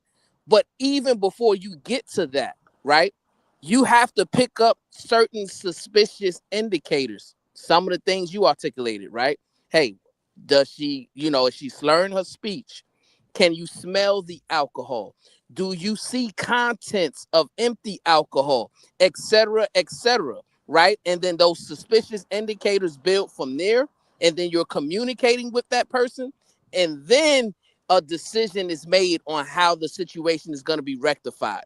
And it could be with an arrest for public intoxication, or it could be with, hey, call somebody to come pick you up, right? There's something called discretion that law enforcement officials have in order to, solve those or rectify those type of issues. So, I understand your passion when it comes to people should not be driving while intoxicated, and I share it, right? But also, we should not be communicating a thought process that it's okay to just violate people's rights when we suspect them of doing that. Bar. Exactly. And, we should talk to them and get the smell of alcohol in their breath, and then tell them to get out the vehicle. And when they don't, they get slammed to the ground. And pepper spray, preferably. I 100% agree. We're on the same page. We're on the same page. What is with him with the pepper spray? I don't know. Welcome to the show, MJ. Good day, beautiful. How you doing? Should they get pepper sprayed? I don't think that's necessary. Not unless that they're being violent, like, towards the officers that's on the scene. Then they will use the pepper spray. But just pepper spraying them just for being intoxicated, that is kind of crazy. I think we tend to forget that we live in a society that we have bars and we sell alcohol. And even though they stress, hey, don't drive and drink and drive, we tend to still go to places outside of our home and drink alcohol. So that's why the law is very important as into how you get charged for public intoxication or driving while intoxicated. And we have to take that into consideration. Now, with this lady here, they didn't see her. So that's why they didn't have no plausible cause. And just sleeping in your vehicle or parking your vehicle on the side, that's not a crime, right? People will park their vehicle on on the side of the road if they're having a heart attack or if they're feeling dizzy, if they took medication that has a side effect that makes them have to, pull over, which you shouldn't be driving a vehicle anyway. If your medication has a side effect that says that you should not be driving. But there's so many reasons why people pull over, so that's not necessarily a crime. So the way that they pulled that lady over without doing due diligence, without doing the full investigation, so they can confirm as the detectives on the scene that, hey, yes, this person is intoxicated. Let's ask her for a sobriety test. If she denies it, if we smell alcohol, then we can go ahead and detain her, make sure we just put her in booking, let her sleep it off, and then let her go the next following day. We have to follow the procedures because they're there for a reason. Bars. Let me see that cake. Yeah, we're on the same page. I agree with you. Talk to them, get the smell of alcohol in their breath, tell them to get out the vehicle, and when they refuse, pull them out, maybe with a little pepper spray. Put them on the ground. You gotta put the pepper spray there first, man. We're not letting go of the pepper spray. You have to let go of the pepper spray. We're not letting go of the pepper spray. Hey, excuse me. I'm saying, no, you don't have to pepper spray them when you're trying to take them out the car. You just ask them to get out the car. Now, if they're being more combative, like trying to do something, like trying to strike, then you use the pepper spray for that. You don't just basically pull people out the car and pepper spray them while you're doing it. That'd be wrong. That'd be like, I can see you got the vehicle. You didn't want to listen. Now you're getting pepper sprayed, and now I'm pulling you out as well. That's like being, man. That's basically like I'm being honest. That's like going for tit for tat, man. I'm like, tit for tat. I'm trying to go I'm going tit for tat.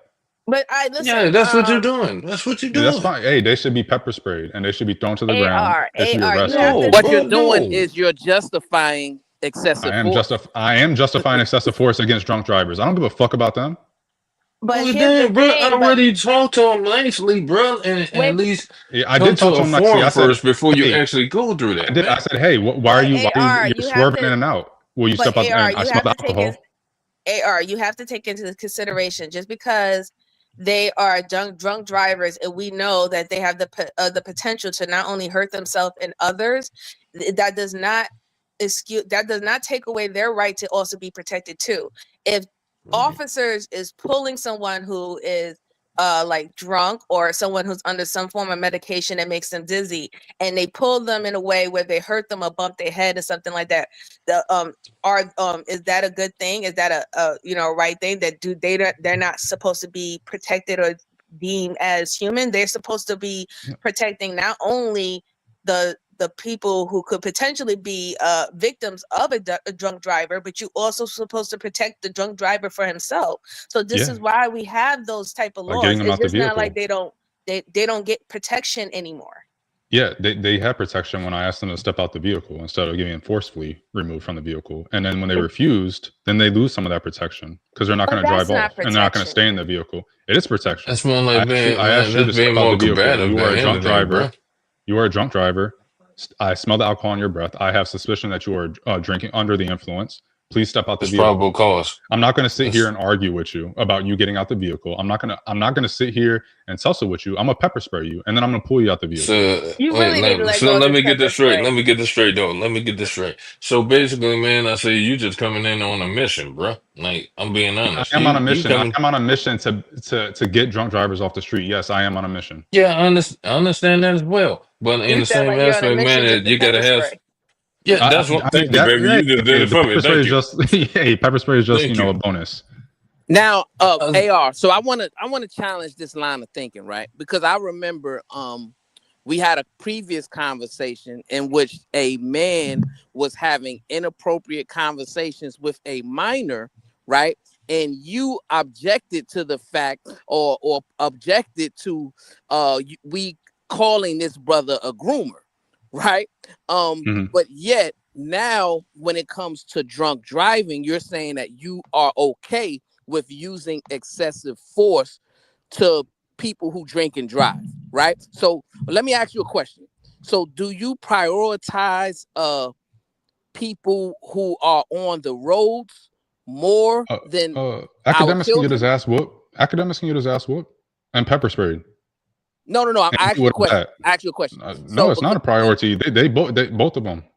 No. But you were coming to the offense. You was coming to the defense of a brother. Whoa! Don't say I was coming to defense to nobody. I was saying that he should be investigated, and he should lose his sponsorships. That's what I said. That's not the defense. Right, but you did. You stopped short of calling him a groomer. You said, "Well, no." Me personally, I'm not calling him a groomer until I get more evidence. He should be investigated. He should lose his sponsorships. But what more evidence? But what I'm saying is, we had the evidence. I want an investigation. Right? I want an investigation. We heard him. We already went over and say, "Hey, I'm gonna send strippers to your house." Right? We heard him say that. Right? So if we hear, I think that was a different person. Having inappropriate conversations with a minor. Right, there should be no wiggle room to say, "Oh, but I need to see more or hear more." And he is a shock. And he is a shock content. He's a shock content creator. He is a shock content creator. Yes, he is. That's how he got his fame. Yes, he is. That's how we got his fame with Chirac. Shock content. He wasn't creating content at the time. He was a shock content creator. That's how he got his fame. But the problem we don't know what he was. That was not his channel. That was not his content. Great. However, if you're making content by using shock, he was not making content. I understand. You don't have to keep on saying that. I understand that. If his avenue is making shock content, then his humor is probably about shock humor. And when he's with his friends, they probably navigate towards shock humor. So yes, I want an investigation done because I think he was doing it for a shock effect. I don't think he was actually trying to groom the kid. Well, therefore, that lady dropping that car in the snow, she was just driving for the shock event. Hey, she was trying to see how difficult it is to drive drunk in the snow. She ain't really a DUI driver. So you don't have no proof of it. Let's do some investigation on it. An investigation really. She was just trying to test out her brakes. You know what I'm saying? She's trying to test out her brakes on that vehicle. To your point, I already said I don't mind academics getting beat up. So either way, your point is irrelevant because I'm fine with. You should have let it. You should have let it. Pepper spray. I said pepper spray and baton. I think I said baton too. God damn it! I think I said pepper spray and baton. The problem is, I'm down with both of them getting their ass whooped right next to each other. As a matter of fact, I want to be down. Jesus Christ! All I can tell you, man. No, some of y'all just DB over here just capping for drunk drivers. Caping, is that what they're doing? Caping for drunk drivers. Caping. You just have a cape for drunk drivers, that anything they do, if they don't fucking give these guys a fucking pat on the back and ask super politely 1,000 times for you to get out the vehicle, that it's their problem. They did not force. It's all about grace, man. Watching that video was not anything crazy that they did. All they did was pull her ass out and put her on the ground to arrest her. It's not like they was kicking her. They didn't Ronnie King her ass. Like y'all act like we got a video of her getting Ronnie Kinged. Like, come on, man. She over here screaming that bullshit. Man, come on, man. Hold on. Can I say something real quick? I said, I understand from what's your name, sir? Oh, me? Yes, sir. Oh, I like AR. They've been calling me AR. I kind of fuck with that. Yeah. All right. When AR was talking about the way he is, it's basically like an end result if somebody It's basically you're telling them what to do, like giving them direct commands, and they're not following it not following it at the way they're supposed to. Then I understand where he's coming from. But in the same aspect, you cannot be doing that to every single person that you meet. I said you basically had to have some kind of grace with them, bro. Like, Yeah, the you grace can't do was I this. walked up, I spoke to him, I said, "Hey, man, why are you driving But erratically?" how "Oh, I did smell you alcohol on your breath. did you Can you talk to step him in outside a the vehicle?" demeanor? I said, No, I just said, did "Hey, you man, talk to? this is how I talk to him. Hey, man, you're driving erratically. You want to Okay, elaborate, look, or let's walk it through. Hey. yeah, let's walk it through. All right, you be the drunk driver, I guess. Mm-hmm. Hey, sir, why are you driving erratically?" I'm driving straight. Nah, so you're not. And actually, smell some alcohol on your breath. Would you mind stepping out the vehicle for me? Absolutely not. I took a breath. Okay. I took a peppermint. Yeah, that's right there. Like, come This on. is some bullshit. I got a breath mint. You going to hell? Yeah, but AR, I'm being honest, bro. Even I would have been like, bro, why would you come at All him like jokes straight aside, up? the pepper spray. I'm mostly joking about Hold on, the hold on. Hey, said MJ, did I play that well or what? You did. Yeah, especially when if I can smell it on your breath and and your eyes are turning red, then I'm looking like, all right, you basically going in. But I'm saying I'm gonna give you a chance to go ahead and save yourself. That's the one thing I'm trying to do. But once it confirmed that yes, I'm drunk without going through the test that you have to do, then you understand. Then I'm gonna ask you to step out the car. If you giving me a problem, then I have no other choice but to have the other alternative, which is basically pulling you out the car. Yeah, get your But ass. You are a And so drunk let me driver. also but I'm not gonna pepper spray real the quick. person that'll be wrong. Hold on, let me also channel my PhD. One sec. Before you do that, Is this your white side protecting this white man? What white man? Oh, I don't give a fuck who he is. Same here. Everybody get the same way. Driver. As a drunk driver, I don't care. These people caping over here talking about, oh, well, some medication makes them smell like alcohol. Yeah, and if you're taking medication, you shouldn't be behind the wheel, for one. And two, you would step out the vehicle instead of being a dumbass. And you still can get charged for it anyway. You constantly want to fucking create. Don't want to hold these people accountable. You are a drunk driver. She knew she was a drunk driver before she got behind the wheel. Then she want to say, oh well, when I was driving, then I realized I was too drunk to drive. You never should have been behind the wheel in the first place because you had been drinking. And then you pulled over, and you didn't pull over. You got your car stuck in a snowbank. Hey, I'm just trying to not get pepper sprayed out here. Just me. Hey, you did right. Hey, you did right.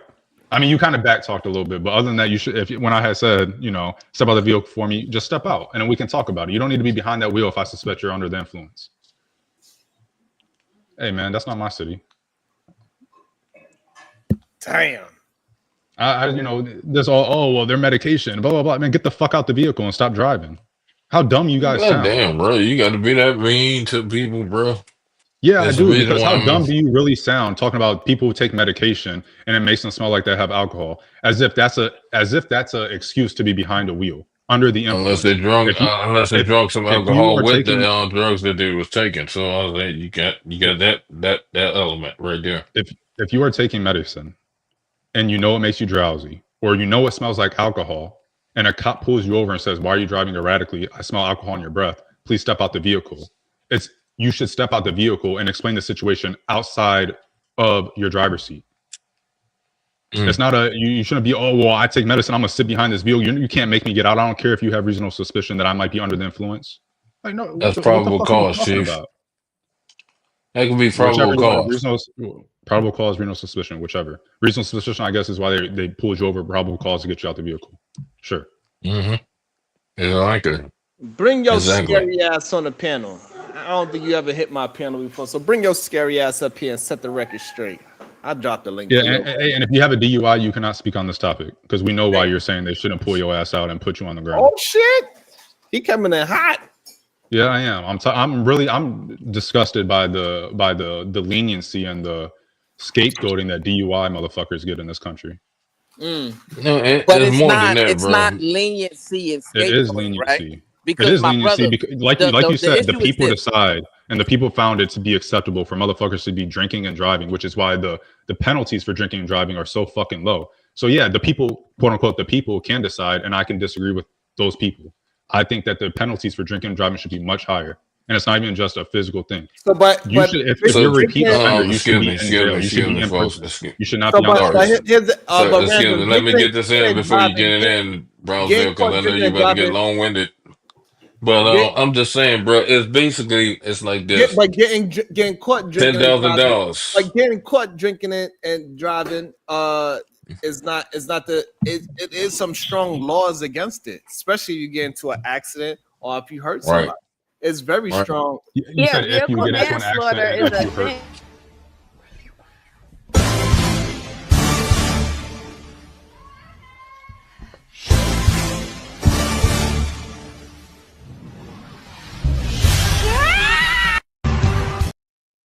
And besides, if it was like that, he go right back in. What the hell? What do you mean go right back in it? I don't think he heard it. Here, how about this, you guys? Here, I'll meet you guys halfway.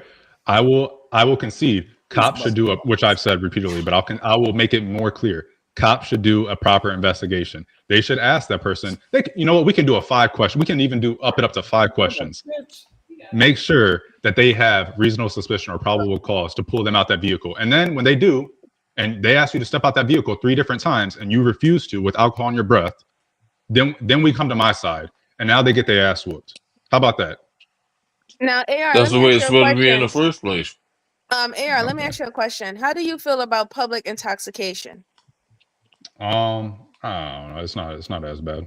Anywhere near as bad. Oh, so you don't have a problem with public intoxication? Because people act crazy under the influence, and just because they're not in a vehicle, that doesn't mean they can't be disruptive to government property, public property, somebody's private vehicle. So you don't have no problem with that? First of all, I never said I didn't have a problem with it. It's just not on the same level at all. And to try to misconstrue and act like it's the same level is bad. And this is you're proving my point. You act like being publicly intoxicated and drunk driving are anywhere near the same. They shouldn't even be compared. Public intoxication, you're mostly just a danger to yourself and being stupid, walking in front of traffic, so whatever. Drunk people have committed crimes before? Didn't say that. Here you go again. Public intoxication. You're saying that it's not on the same level, but we have it's not on the same level. We have here. How about this? We pull up studies.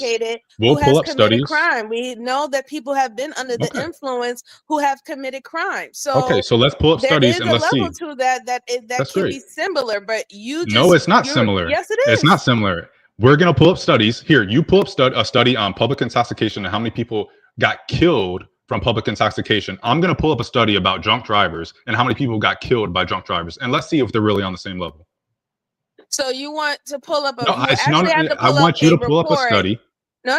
You would have to pull up a report of how many people have committed a crime under the influence. Oh man. I want you to put property crime and killing someone while drunk driving are 2 completely different things. Stop trying to equate the 2. I want you to pull up. Wait a minute. Hold on. I just brought it to your level. I started off saying that they destroy. It is at your level. It's not at my level. I started it with saying about destroying public property, but I just explained to you that there is. Sorry, ladies and gents, I'm about to go ahead and I'll see y'all later. Can you let her finish her full thought, my brother? There are people who have unalived people under the influence. There is actual reports for that. So if you want to compare, I'm bringing it to your level. If a drunk driver unalives someone from drunk driving, and we look at the report of how many people was intoxicated and also committed any form of homicide, robbery, or battery, then we can actually get a clear number of, okay, drunk driving is killing people more this way than them actually just going out to commit an actual homicide or a insidious crime. You see what I'm saying? Pull up the studies on how many people were killed by public intoxication, people being publicly intoxicated, walking around publicly intoxicated. You can even bring the suicides in or whatever else. You can bring the people walking in front of trains, walking in front of taxis, walking in front of buses. I'm going to stick to drunk drivers killing other people, and we'll see what level it really is. I wouldn't mind alcohol being banned completely. It serves you don't like alcohol? No, I fucking hate alcohol. It serves no positive. To your point about public intoxication, it's not just public intoxication. How many sexual assaults, how many domestic violence incidents, are either a cause of or influenced by alcohol. Okay, so then Oh, now I fucking can not. understand more of your stance on it, right? You don't like alcohol in general. So any form of things that happens when someone is under that type of influence, you're going to be against it, but you're really against it when it comes down to drunk driving. So now I understand you more. You see what I'm saying? Because now I know where you're Did I say coming from. suicide? Because Oh it's shit, one thing to just my bad. say, hey, I think that drunk driving is all pure evil, but then when people literally are under the influence and literally going to shoot someone, stab them, or anything of that sort, and not to have the same type of outcry, that to me is an issue, because it's still someone under the influence and they're not making a conscious or logical decision. I don't know if we're in agreement right now, or if you were just kind of like saying what you. I don't know if that was rhetorical, I guess is what I'm saying. No, I was just saying that I have a deeper understanding as into Yeah. why you're against it, because you don't like alcohol in general. Yeah, so yeah, it doesn't It's require one me to thing. respond. It's one thing to be passionate about people drunk driving, right? But it's another thing to have an expectation for law enforcement to be the judge, jury, and executioner when their job is just to enforce the law. Now, in that particular case, my brother, they didn't have a situation that involved drunk driving. They had a situation that possibly involved public intoxication, right? So she was not driving. So that means that on that day, the problem was averted. So if she could have been a liability She was driving, to somebody, no, not when the police officer but arrived. she was driving prior to that. But listen, but we're talking about the specific incident that involved law enforcement, right? So when law enforcement arrived on scene, was she driving? Yes or no? She was not. She was behind the wheel, and she should have been pulled out the Right. vehicle. Hold on. No. Stop there. She was not driving. So therefore, right, if she was intoxicated, right, the law that was broken at that time was public intoxication, right? So you have to be consistent. You even said, hey, if it's public intoxication, I'm willing to be a lot more lenient versus somebody who's actually driving intoxicated. Yeah. Right. So here's the thing: if public, you guys don't have to keep on reading. All right. So while you public interrupt, intoxication. let me jump in. Let me jump in real quick before you go ahead and read the definition. Infamous Jack, tight, broke, disgusted, and hashtag do bad. Damn. Where MJ been hiding? This her fault, yo, with the hard eyes. Okay. Go ahead, AR. Someone sitting at a bench, publicly intoxicated, is completely different, potentially harm to other people or themselves, than someone getting behind the wheel of a car. So yes, if someone publicly intoxicated gets behind the wheel of a car, they should be pulled out. Asked to get out. Hey, step out the vehicle for me. You are intoxicated. And when they say no, pull them out of the vehicle and slam them on the ground if need be, and arrest them and take them to jail. Someone sitting on a bench is not causing any harm to anybody or anything else. If we want to say should people be able to be drunk in public, I'm sure I'd fight to get that ban too. Make it illegal. I'm fine with that. But you're conflating things, right? Because the same power. Hold on, I didn't listen. I didn't cut you off, my brother. Be You're respectful. right. My bad. You're right. My bad. So the same issue that can be caused by the person sitting on a bench, right? So the person sitting on a bench is intoxicated. Law enforcement shows up, and now they're giving him commands because they want to arrest him for public intoxication, and he doesn't want to follow the commands. So they're going to do what? Pull him off that bench and put him under arrest, correct? Yep, fine with it. Right. And so it works the same way when somebody's in a vehicle, right? You ascertain whether they're intoxicated. That's number one, right? Number two, then you give the commands when you make a decision whether you want to arrest them for being publicly intoxicated, right? That's the discretion of the law enforcement officer. Once they issue the commands and let them know that you're under arrest, right? And if they resist, now that's called resisting arrest, right? So that's totally different.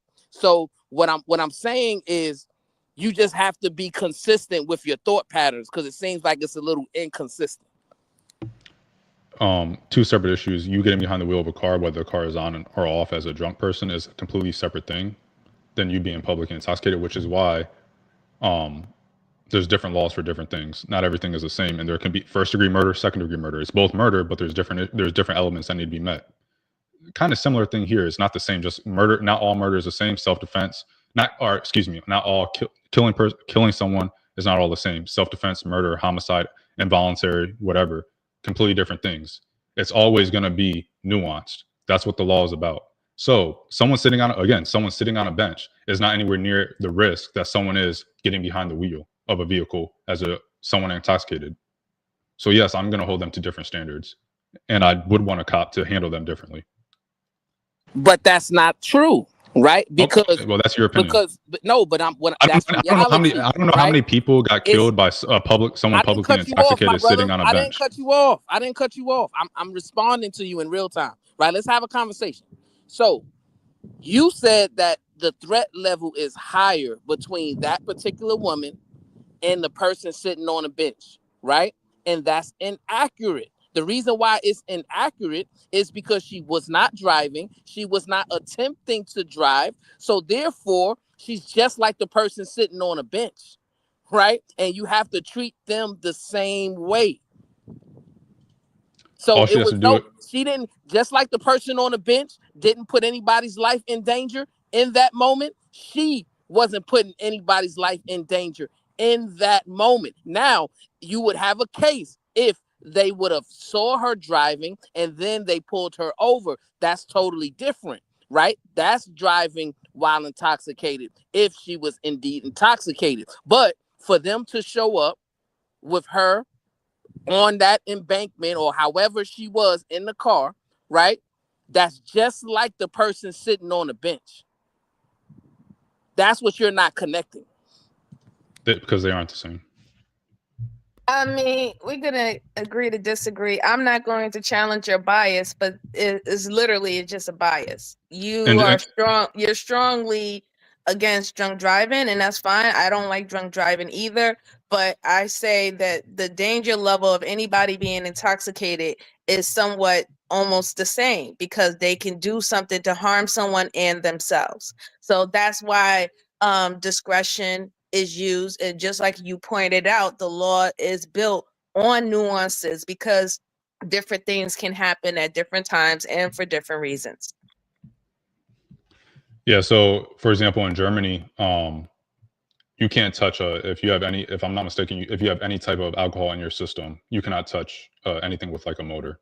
So that includes like scooters that you would find around in, I don't know if New York, I assume New York has them, but like downtown New York or other major cities, you cannot be on that. You will get cited for a DUI. Any amount of alcohol in your system. You can walk around with alcohol. Well, I don't know if you can walk around with alcohol, but you can obviously be drunk and walk around. Two separate, obviously, it's not my opinion that they hold weight, that the studies and the science and everything hold that those things hold two different weights. It's not just my opinion. It's just a fact. So you can say, well, I think the potential of them is about the same. Maybe that's your opinion. It is. But it bears out. To me personally, it is. That if you want to consider that my bias, then yes, I think that it holds the weight of the same. Just as I have to worry about a vernacular homicide by a drunk driver, I have to worry about someone being a drunk driver being someone who will assault me, right? Or try to grape me, right? Or try to rob me, right? You can have that opinion. They're two separate issues. No, they hold different potential. They hold different potential. To me, those are basically the same type of level of things that I would have to be precaution of if someone is intoxicated. You do not know the mindset of an intoxicated person. You assume that everybody, every intoxicated person that is driving they're doing that because they want to potentially hurt someone. This is why you have that bias because you feel like they should know more better not to be in a vehicle and put themselves and other people in danger in that way. But you don't hold the same for someone who is like walking or is public intoxicated. There are people who do drink because they get liquid courage to do the things that they cannot do when they're sober. So they want to act out and say that their excuse for beating someone up, committing assault, committing battery, or committing a rape is off of the fact that they was under the influence. Whoop their ass and lock them up. Oh my God. Combative for no reason. All I'm getting from this is that we're in agreement that alcohol does nothing to make this society better. That's all I get. That's all I got from this. Okay, that's fair. And that people should be pepper sprayed. No, please stop with the pepper spray. Bad. Okay, my bad. I didn't know. I thought you had said that. So stop with the pepper spray. All right, my bad. Okay, that stuff hurts, and you should know it. Okay, exactly. We're both armed forces. That stuff hurts. And what I get from it is we have to be more educated on, what's the proper necessary level of force to enforce something that we deem to be righteous, right? Because you have to take your emotions out of it, right? If you were a law enforcement officer, just because you're passionate about drunk driving, right, that does not give you the license to violate somebody's rights because you're so passionate about it. You're still responsible for enforcing the law, right? So we have to approach these things more logically instead of emotionally in order to come up with the proper outcomes that's necessary. Because while drunk driving is a more serious crime than public intoxication, both of them still start at the misdemeanor level, right? So society has diagnosed those two issues as not major in nature, right? So we can't, we can't, take the position that, we need to just put somebody in pain just because they're drunk driving. They need to be pepper sprayed. They need to be physically harmed. Like this lady, she had a cracked tooth, right? She had several bruises on her body. And it wasn't justified. It wasn't right. That's why she got paid over $500,000, right? For her pain and suffering. And what you're advocating for is, hey, we got to do more of that. And what I'm saying is that type of mentality is very dangerous, my brother. And you need to do some rethinking. I think the mentality of letting drunk drivers get away with slaps on the wrist like a misdemeanor is dangerous. That's what I think is dangerous. I think she gets to survive and get $600,000 while another drunk driver hit a little kid and killed them. I think that's dangerous, but that's just me. I think people that drink and drive are going to see this video and say, "Oh, that's all I got to do is get drunk, or when I'm drunk, try to pull over, and I'll get away with it." And they're going to try to do that shit, and they're going to hit someone and cause some serious damage, not just a fucking half a tooth missing, and some scrapes on an arm. That's dangerous to me. No, yes, we don't want them to drive at all. But if they have the capacity to pull over, right, that's exactly what we want, right? Because we don't want them to be a danger to themselves or others. So once they realize that they are no longer safe to drive, that is the logical, smart decision to make. Hey, pull over so you don't hurt yourself or you don't hurt anyone else. That's what the lady did. She pulled over, whether she hit the embankment or however she pulled over, she didn't hurt anybody and she didn't hurt herself. So therefore, she should not have been harmed.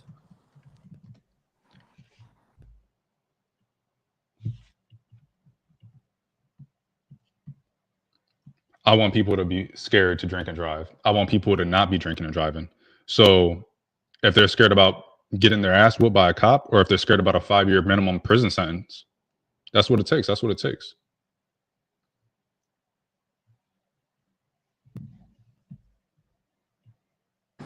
Go write your congressman. Advocate for that law to be changed. Maybe they'll hear you. Maybe they won't.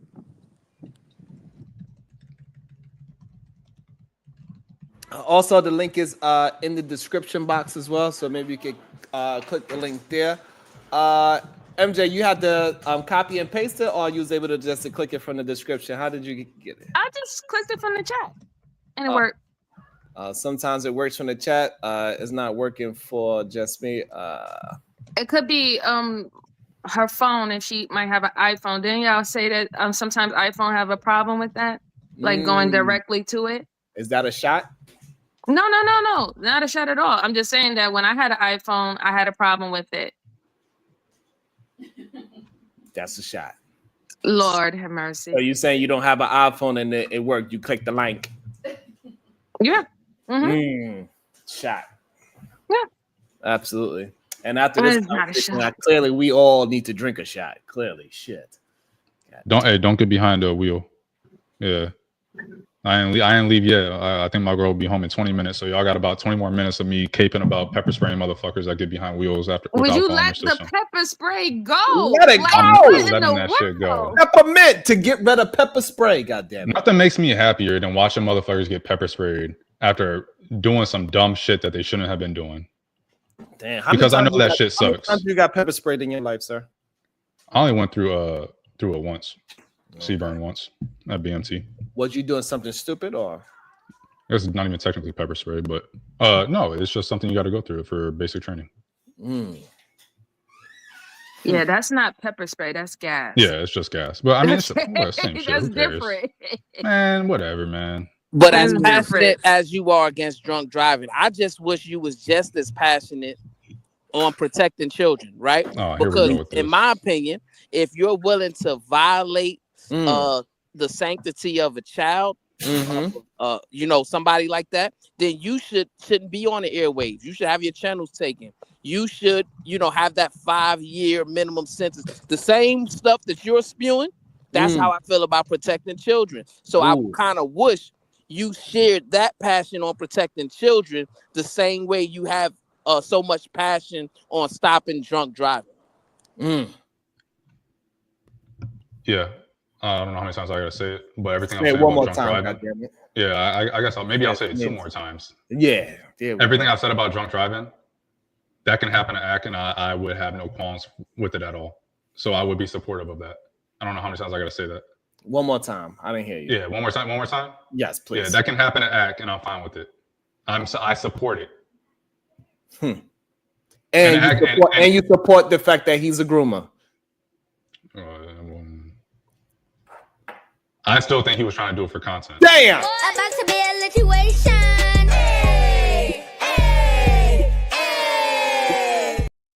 We almost got him to admit it. Infamous Jack, tired, broke, and discuss it. # do better.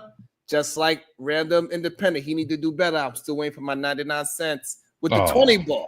I need another vacay. I'm done for a minute. Don't do nothing crazy, Sharon. While I'm away, again, shake my head. If you hear some wild shit about me in these YouTube streets, it's probably true. Crash out Jack in full effect. Peace. He's a hot mess. Here, maybe I need to restate what I've said. Oh shit. Some of it has been a little jokey. Some of it hasn't. They should have asked her, and in other situations as well. Go up to the vehicle. Hey, ma'am, hey, ma'am or sir, why are you driving erratically? I smell alcohol in your breath. Please step out of the vehicle. Maybe I'll give them 2 or 3 times of, hey, step out the vehicle or you will be forcibly removed from the vehicle. But after that, if they get slammed to the ground and lose half of their teeth or something like that, I don't give a fuck.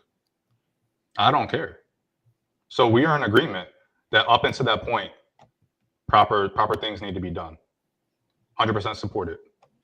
But once we know their motherfuckers are drunk driving and they're refusing to get out the vehicle and they get slammed to the ground, I do not want to hear anybody come to their defense.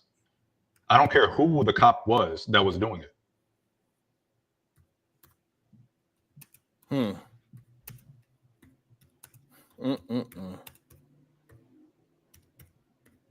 All right, so I posted that link in the community wall so nobody could be complaining no goddamn more.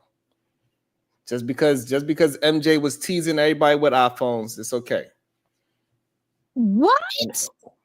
You was throwing a little shade towards the iPhone. I was not throwing no shade to his iPhone. Don't be starting stuff up in this YouTube street. You know how this YouTube street gets when it comes about me. I wasn't doing nothing with the iPhone. Shout out to the iPhone users. You don't gotta coddle them.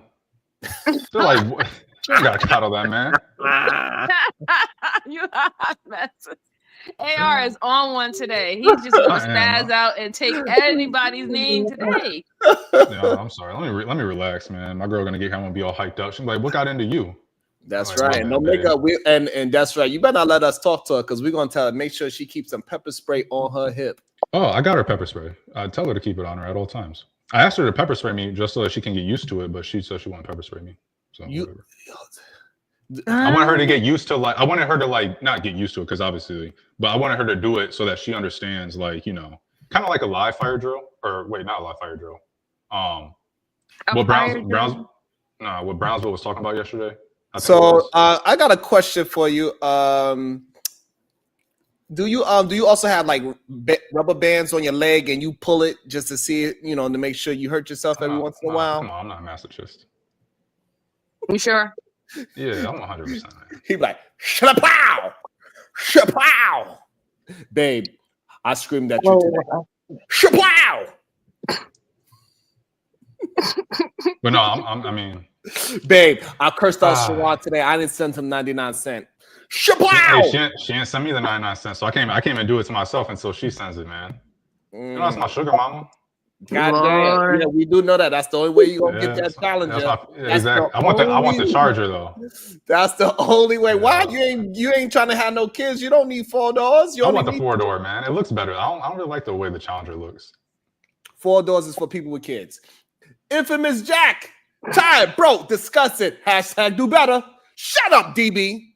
Moving forward. Remember, geez. The hate is strong with you. Messy. No, that ninja was incorrect. 150%. Go to sleep, DB. Peace. I will confess, we have watched a lot of live PD and a lot of cops, and there was times I wish they had pepper sprayed, and that may have made me think about, wow, I could never be a cop because I would pepper spray a lot quicker than these people do. Hey, listen, we don't need to know about your fantasies. Hey, the fantasies that you have, that you want to get pepper sprayed, whatever. I don't want to get pepper sprayed. Whatever that does for you, hey, more kudos to you. As long as she's willing to do it.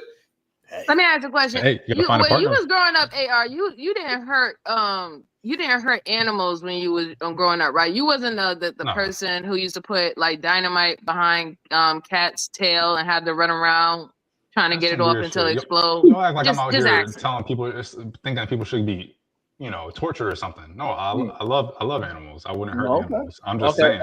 Dexter, he loved animals too. So do you have red hair like Dexter? What'd you say? Do you have red hair like Dexter? Nah. Okay. Who's Dexter? The show? Yes. Oh, okay. I never watched it. Didn't that dude kill what do you do again? So he's like, I thought he killed sexual assaulters or something like that. He did. So he's like, don't hurt the animals, but put a human in a headlock until they can't breathe and pepper spray them. Okay, but was it a random human? No, it was the drunk drivers. I mean, are we really gonna complain then? Respectfully. Damn.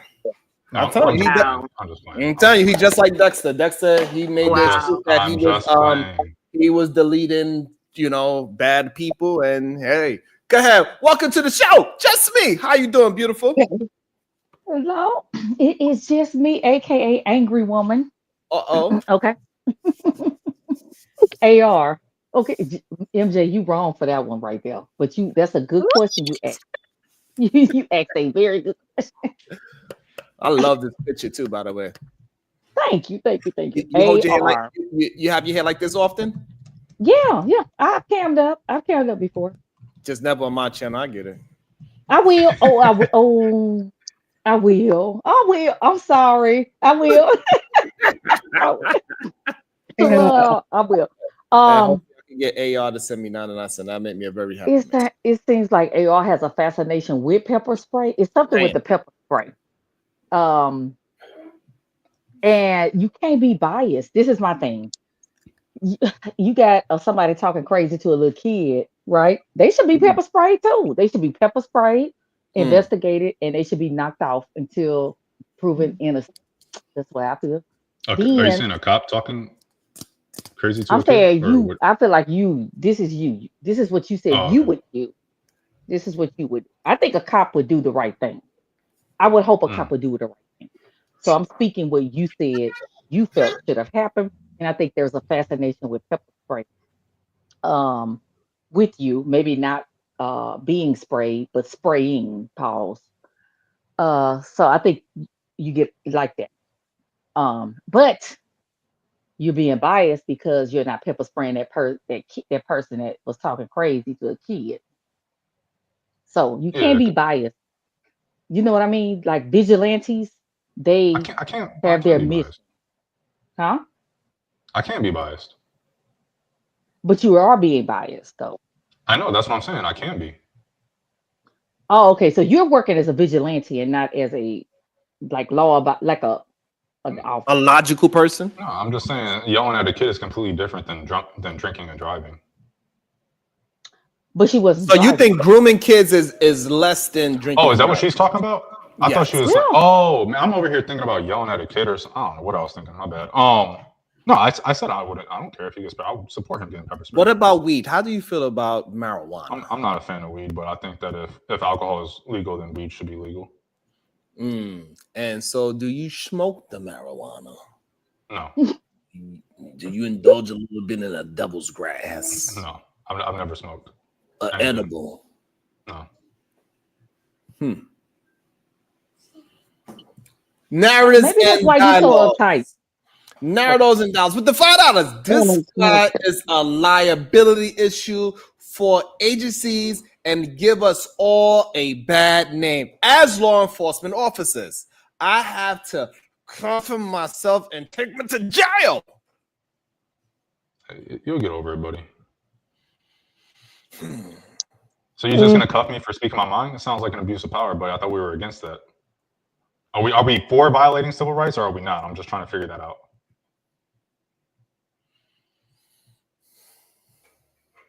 I mean, but aren't you kind of for violating civil rights? Absolutely. When That's my point. as long as it matches with your biases, you're okay with it.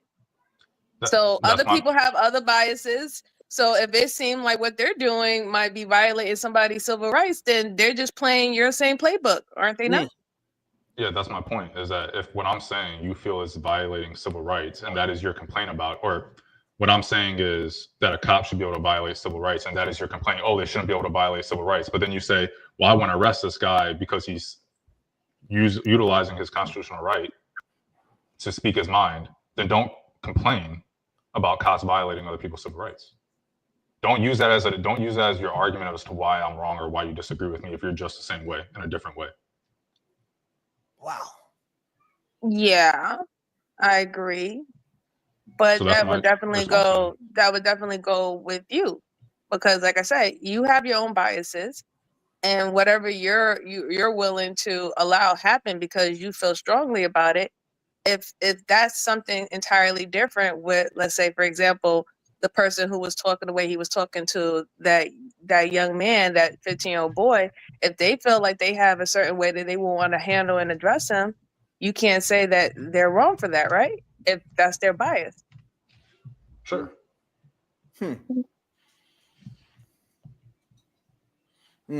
So that's the problem when it comes down to biases, right? Because that it's going to change and it's going to fluctuate amongst an individual, a group, and a collective, even a society.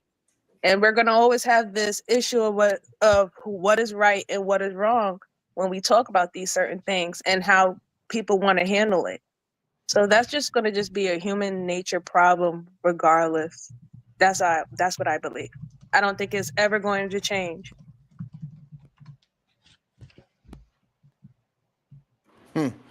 Now you got 10 minutes before you get your ass whooped and pepper sprayed. Yeah, if she see me on here, it's a wrap. Damn. I might not even be able to mute the mic in time. You ain't gonna be able to get that challenge. She said, "Oh, so I went outside to go to work, and this is what you were here doing. This is what you've been doing all day? Why the dish is still in the sink? Damn. Did you cook? Did you cook for both of y'all today? Yes or no? No, we'll probably go out. I think we're gonna hit Golden Corral. She's been fiending. You don't go where? Golden Corral. like Golden Corral. That ain't no goddamn date. What is that? What the hell is a Golden? She loves Golden Corral. Why? I don't know. Well, you need to get her to love something else. You're in North Carolina. You just tell me all that. No, we'll hit how great it is. You want to take her to a goddamn Golden Corral? First of all, don't disrespect Golden Corral. That's like disrespecting Waffle House or something, man. It comes in clutch. What? Do you have Waffle Houses? My bad. You from New York? Do you have Waffle Houses up there? What do y'all got? Like little diners? You put her in danger. I understand you did take her to the gun lessons. Well, you can't be taken to the Waffle House and Golden Corral. You better tell me something better. You better say Poppy old damn who? Poppy, you talking about Popeyes? God damn it. My bad. Listen, man, everybody some people like Golden Corral. You know, y'all are some haters. Some people like Golden Corral. My girl happens to like Golden Corral a lot. God damn. She black? Yeah. I took her. This was the first time when I met her. She had never been to a Golden Corral. Right, because she's from Brooklyn, of course. Yeah, well, she was missing out. The reason why we don't. She likes Golden Corral because it's a buffet, Sharon. You know what it is. Yeah. We have a whole bunch of buffets up here in New York, so that was very similar to that. So she was like, "Oh my God, that's the Ponderosa." It's not like she going to. It's not like she going to Golden Corral and it's like, "Oh, I can't wait to taste the pizza today." Like, no, she just likes going and like getting a whole bunch of different things for 14 whatever the fuck it is. And we'll hit a steakhouse next week. That would be the expensive ass shit. Should probably be like $300, $400. Golden Corral still open? Yeah. Well, you haven't been there in 10 years, you're missing out. They got some good something. I don't remember what I eat there. Yeah. Well, have fun at the Golden Corral. I appreciate the support, MJ, because they over here hating, and I'm gonna let them know that y'all was hating on Golden Corral. She's like, "Who cares what they say?" That's exactly what she's gonna say. Don't worry, we're gonna get her to come on. She's gonna have to change it to you. I'm like, God damn it! Ever since she went over there to the goddamn Waters Wake Up Show, now I gotta take you to real places. Go to an Asian buffet. She just had hot another pot. Buffet. Wow. She just had hot pot. She don't want hot pot. I don't want hot pot. She ain't gonna have hot pot. I mean, I've been Lebanese food before. So AR, my brother, so what you got planned for Valentine's Day for you and your lady, man? Don't tell me you the type of guy who you want your woman to send you the roses and the chocolates. Clearly, you could at least take her to, like, you're in North Carolina, right? You could at least take her to maybe Golden. We're not doing Golden Corral for Valentine's Day. You could take her to. I'm saying, what's your plan? What you got planned? We're going to a steakhouse. Hey, so why don't you go to the kitchen bar, Stanberry or Heron's? I don't live in New York. Huh? I don't live in New York. I know what those things are. Carolina. Those are North Carolina. That ain't New York. What is it called? Okay. To be honest, don't ask me about Valentine's Day because I don't celebrate that. To be honest, with respect. Young Riaz, have your ass ever been to North Carolina? No, I've been New York though. So how that? So no, well, we getting on his ass right now, Young Riaz, because he don't want to take his girl to a nice restaurant like the Kitchen, the kitchen in North Carolina. He don't want to take her to Stanberry in North Carolina. He don't want to take her to Heron's in North Carolina. Why you want to go to one of those nice, beautiful restaurants and take that beautiful woman that's about to buy you a challenger? That, God damn it, go ahead, Young. You got something to say. Wait, what is the restaurant called again? I'm gonna say the people that Valentine's Day, though, that's up to you. For me, I don't celebrate Valentine's Day because in my faith we don't celebrate that type of thing. I mean, the only reason is because I'm supposed to actually treat that person every day, not just on Valentine's Day. You know, you get people who do that though, who say it's Valentine's Day and they treat the partner like with some kind of other thing, but you know, when Valentine's Day is over, yeah. Young Riaz. I'm listening, man. Where you taking your girlfriend for Valentine's Day? I don't have a girlfriend. I've been single. All I'm saying, Young. So hold on 1 second, Young. Young, give me a second while I curse this man out for not. What were those restaurants again? Stanberry. He writing it down. Yeah, I'm looking them up. I've never heard of That's what I said. That's the goddamn problem. What about Heron? I feel like I've heard of HERON. Heron. Oh, you heard? Oh, well, I'm glad you heard of one real restaurant. What are you talking about? There's plenty of restaurants down here, man. You know. No, Golden Corral is not a real restaurant. Oh, hey, hold on now. You might have. Oh, hold on now. Do they even accept tips? You probably leave a tip on the table. They say, "What is this?" Yeah, I give them like $5 or something. You know. Hey, listen, I'm just saying. He said $5. I'm just saying, independent. If you're a restaurant, you gotta pay at the front door. That ain't no real restaurant.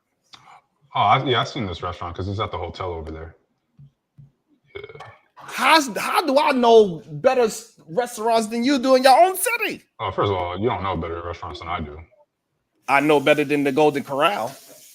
Nobody's going to Golden A real fancy date is the damn Cracker Barrel.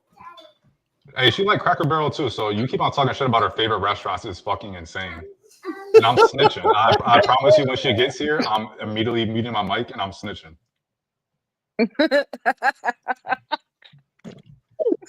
Oh, I'm sorry. Stanberry. Let me look at this menu. God damn it. Well, take her to somewhere nice. She sounds like a lovely woman. Is Sullivan's a franchise? Or what are those things called? What's it called? Sullivan's? Sotheby's is a goddamn real estate agent. No, Sullivan's. Oh. Sullivan. I think Sullivan might be a franchise. MJ, we're gonna have. I don't know what's wrong with these young men. How old are you again? AR. Hey man, if we want to go to Applebee's on Valentine's Day, let us be. All right, somebody snatch his mic. Oh hell no! Hell to the no! To the now you sounding like a rim brother, my brother.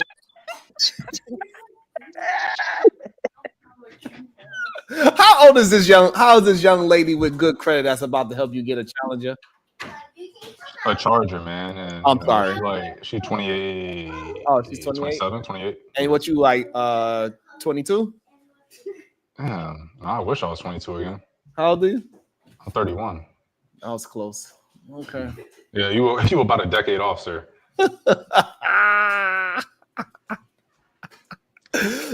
So y'all are. Where did you meet this young lady at, by the way?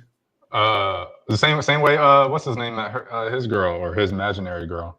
Online? Instagram. Yeah. You met her online, and she's about to be a lawyer, so she ain't okay. She about to be in other words, she studies law. I was telling her about that shit yesterday. Get a love is a law that we live by. Anyway. Cheddar's. I don't know what Cheddar's is. I'm just naming these places. I don't know these places. There's we've been to the steak Sullivan Steakhouse. What's wrong with Sullivan Steakhouse? If it's not good, I'll cancel. I'll get somewhere else. You've never taken her to a place where you had to make a reservation to go? I just said I'll cancel. I'll get somewhere else. So yeah, I've taken her. I said we've never been to Sullivan's. We've been to other steakhouses. God damn it, Random. What kind of car you drive right now, Random? Just if you don't mind. I got an Accord. A what? An Accord. Oh shit. Yeah. It's something that don't break down. It makes all sense now. Absolutely, but that's not a man car. An Accord, a 2.0. Okay. Yeah, that's like a 5.4. It's like a 5.4 0 to 60, but I guess that's a female thing to do. Yeah, you got to get a car that's designed for a man. Okay. You got a Accord is a massive sedan, right? It's a pretty big sedan. For a goddamn Asian person, yes. I don't think you understand what an Accord is. If you think that it's only big for Asians. My bad, you're old. I forgot you was old, man. That's the thing. I be forgetting y'all 45, 50 up here, man. Yeah, so the Accords, I know in the 90s. My bad. Let me speak to y'all real quick because I gotta get on my young buck. Let me get on my young buck real quick. Wait, hold on. He in his 20s? He said young buck. He in his 20s? Yeah, no, he's not. No, I'm just a young buck comparatively because this dude, let me just tell you something real quick. Oh my God! Absolutely, bro. See, I ain't gonna lie to you. I have all the Hyundai smoke. I cannot stand Honda drivers in New York City. If you ever drove in New York City, you understand anything with that H on it is a danger to society. They all watch Fast and Furious and they think they could do those moves too. Goddamn. Yeah. So yeah, I know back when you was, you know, a younger gentleman, you know, when you was going through college or whatever you was doing about 40 years ago, the Accords were small.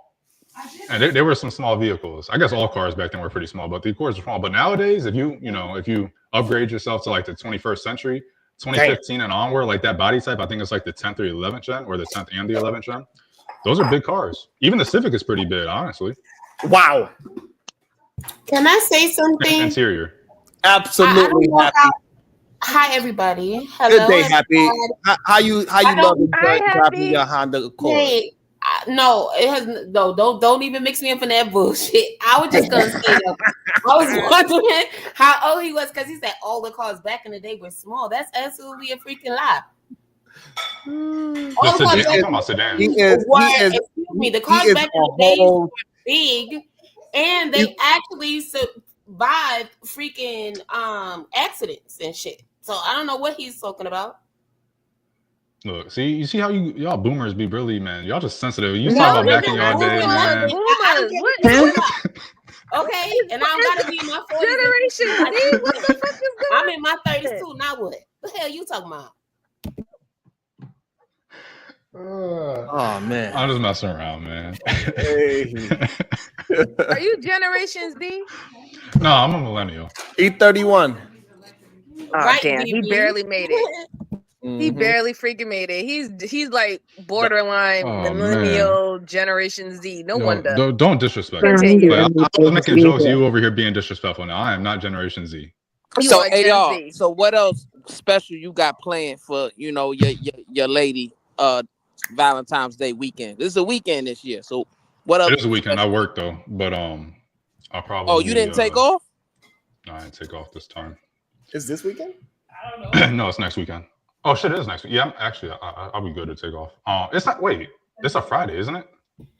Yeah, it's Friday. Yeah, no, I don't work on Friday. I'm tripping. But guys, we also have the Super Bowl. Hello, are y'all crazy? That's this weekend. Why does it have to be Valentine's Day for you to take your woman out somewhere? Like, I don't understand y'all. Well, who said anything about that? Because I'm just putting my point out there. Because Happy, his idea of a romantic date is Cracker Barrel. Man, we just went to Wendy's like 2 nights ago. Y'all over here talking about we don't go out. Let me tell you something. For everybody, look, I've been to Cracker Barrel one time and I didn't even want to go. And do you want to know what I ate?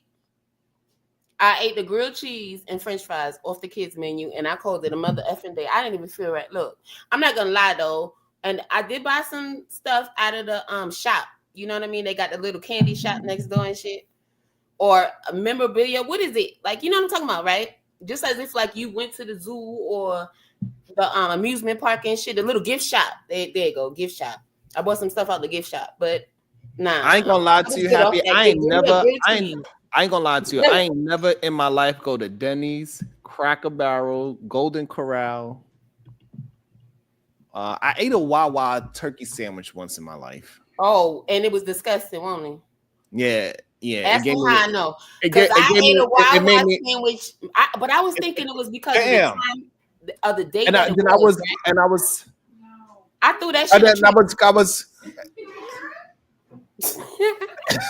I love turkey.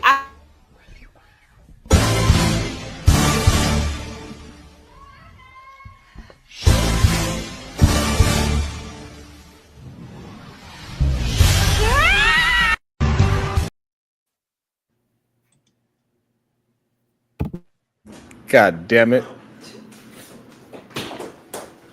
You're a hot mess, Sharon. That's fucked up. I swear, MJ, they don't want me to talk, MJ. I don't know what I'd be doing to them. Go ahead. Yeah, I will. She about to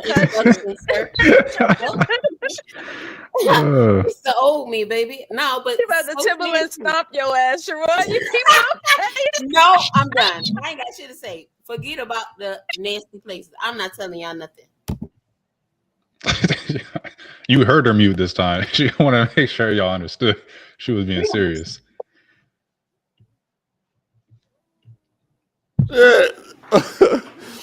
But yeah, you got to get a more manly car. All right, sir. Like, but why you cannot drive? You know, you cannot be driving a Honda Accord. All right. I think you just, you're a couple of decades behind on the car technology situation we got going on here, sir. Well, all right. Here, how about this? What's a manly car? Say what? Well, give me some manly cars.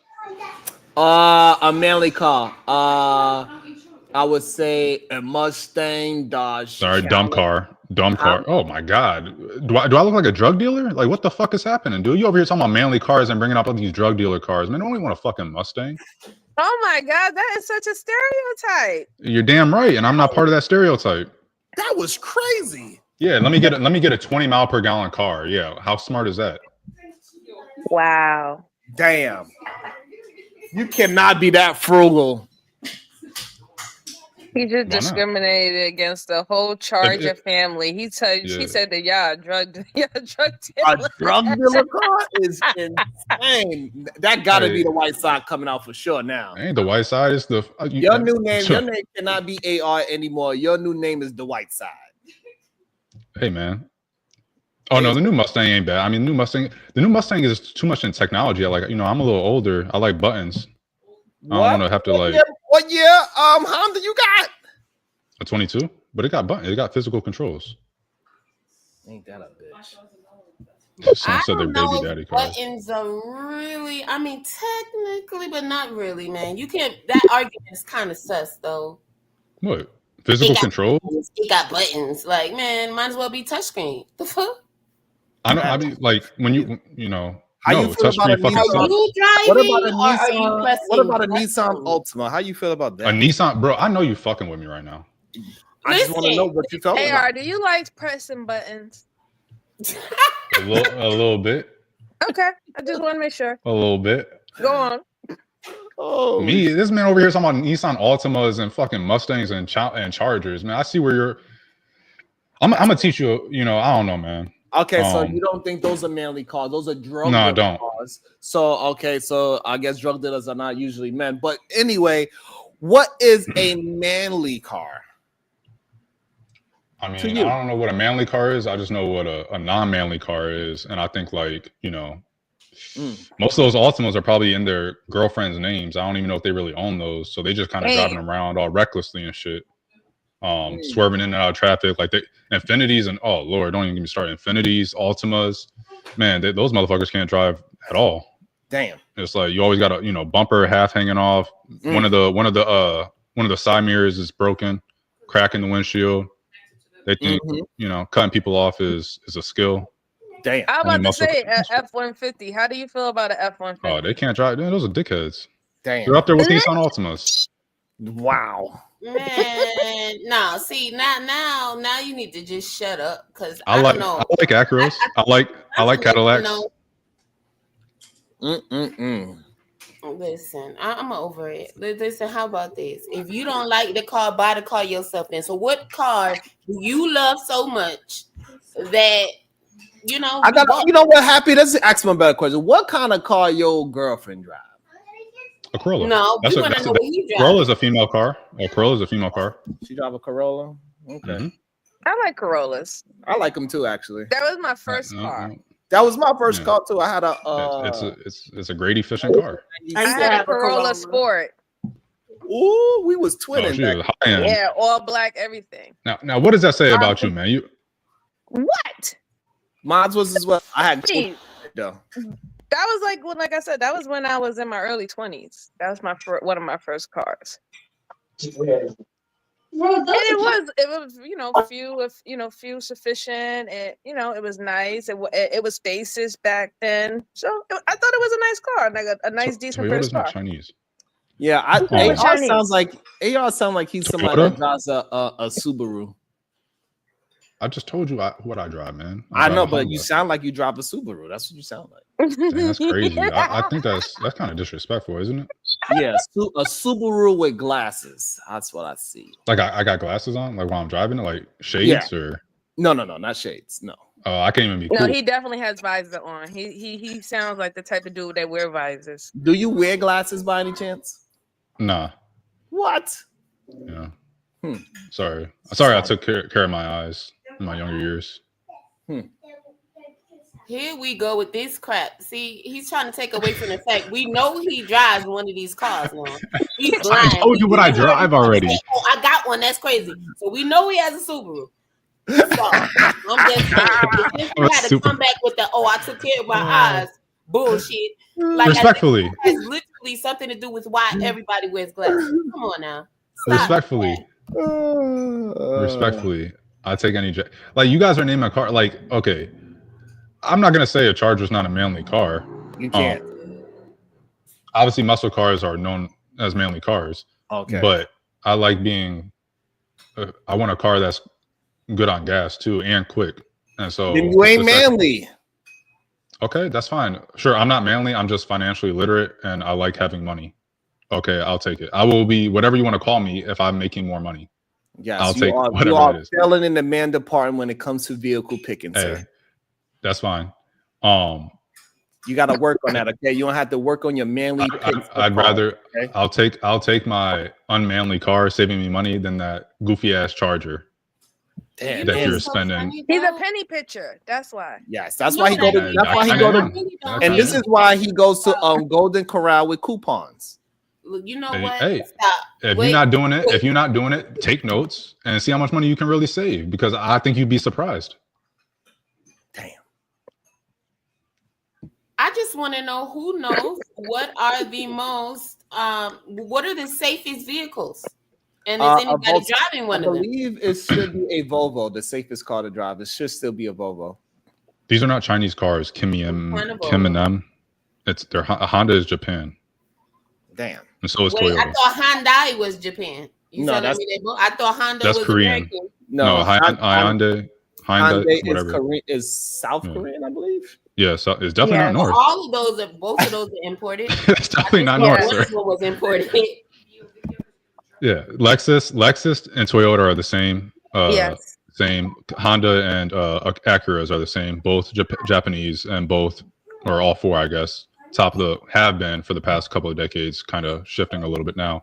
Top of the line, reliability. Y'all act like y'all too good for. No, I would definitely rock an F-150. I was just saying the people that drive them are dickheads. You would drive a gas guzzling F-150? Who? No, I would get a hybrid. God damn. I have one. So the fuck? What year? 1982? I'm not telling you what year it is. Don't worry about all that. Just know it's a great vehicle. She had a 1965 F-150, the first year. Hey, actually, you have one of those. That's a classic right there. I ain't gonna lie. That's a classic. You got like a 65. You got a 65 Mustang, 65 Chevelle. I had a 1971 Chevelle. That was a real fun car, but it was hard to stop because it had manual brakes. Oh my god, you had to have some strong. You seen the Blackwings? Those things are beautiful. Blackwings, the Cadillac Blackwings, they're so beautiful. All right, I have a question for y'all. Right, speaking of vehicles, y'all see this thing that was going viral with this rapper? She's a rapper. Mm-hmm. And then the lift. Udochi? Yes, and the lift didn't take her. Why the lift didn't want to take her? That was no. This was a 600 pound. This was a 600 pound fat chick. The one that did the Grammys and won the Grammy. Right, she won the Grammy. Yes. No. I said it's a big girl. She's from Michigan. Yeah, Michigan. Oh, Glorilla. No. First of all, Glorilla is not from Michigan. She's from Tennessee. The skinny girl. No, it's the big. Well, it started with a D. I know. I got you. I think it's Dank. I think that's Dank, right? Who's Stank? No, that's her name, Dank, or some shit, right? She's 600 pounds. She's no exaggeration. Big lift wouldn't take her. So why are we talking about my 600-pound life? I thought we were talking about a rapper. No, I'm trying to tell you, though, the rapper is big like that. She is big. I don't know how much she weighs. None of my. Well, she big and she makes some big records. Babes, no, I was talking about the freaking vehicle thing. I'm trying to stick to the topic, my guy. I don't know. What time? This is not part of the topic. Topic about the cars. I'm trying to understand what big rapper coming from the big people. Then is what I'm saying. God damn it, Happy. I'm trying to understand what big rapper came from Detroit. What big rapper that's a female that came from Detroit? I don't know all of that. She's fat. What car is gonna hold big people in it? Like all these vehicles. Speaking of vehicles, because the I know the people want to come and try to get me some stop shows. He's like, she fat, goddamn it, she fat. Man, here you go. Well, I was trolling Happy. Hey, VH Diva. Hey, Happy, how you doing? I'm already yourself. Good. I'm glad to see you back. Oh, thank you very much. I appreciate Hey, it. Diva, they say I'm always riling Happy up. It's always lovely to hear your voice. Like, I had Happy go with just that. She's like, no, I'm talking about.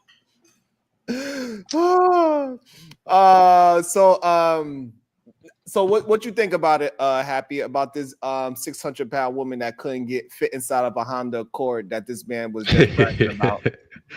I just asked you. I don't know what car it was. It was the Honda Accord that this man was just bragging about. Okay, so what I'm saying is, then. Oh, you know, it's a better question, Happy. Can a 600-pound person fit in your car, AR? Listen. I wouldn't want a 600-pound person fit in my car, but yes, they could. No, maybe now. Maybe I should get a smaller car, so I got. No, okay, we're not talking about fitting. We're talking about the guy. His excuse was, "Oh well, he. I don't know." They said he said something about his wheels or some crap. So right, she's 600 pounds. He said his wheels was not equipped to handle a 600-pound human being. Okay, I just know he was gonna bust the shocks. Bust the shocks. She was gonna bust the if you listen to the video, you hear the engine going tit tit tit tit tit. Like it already sounds like his car is on the last leg. I think that if she did sit in that car, it would be a wrap.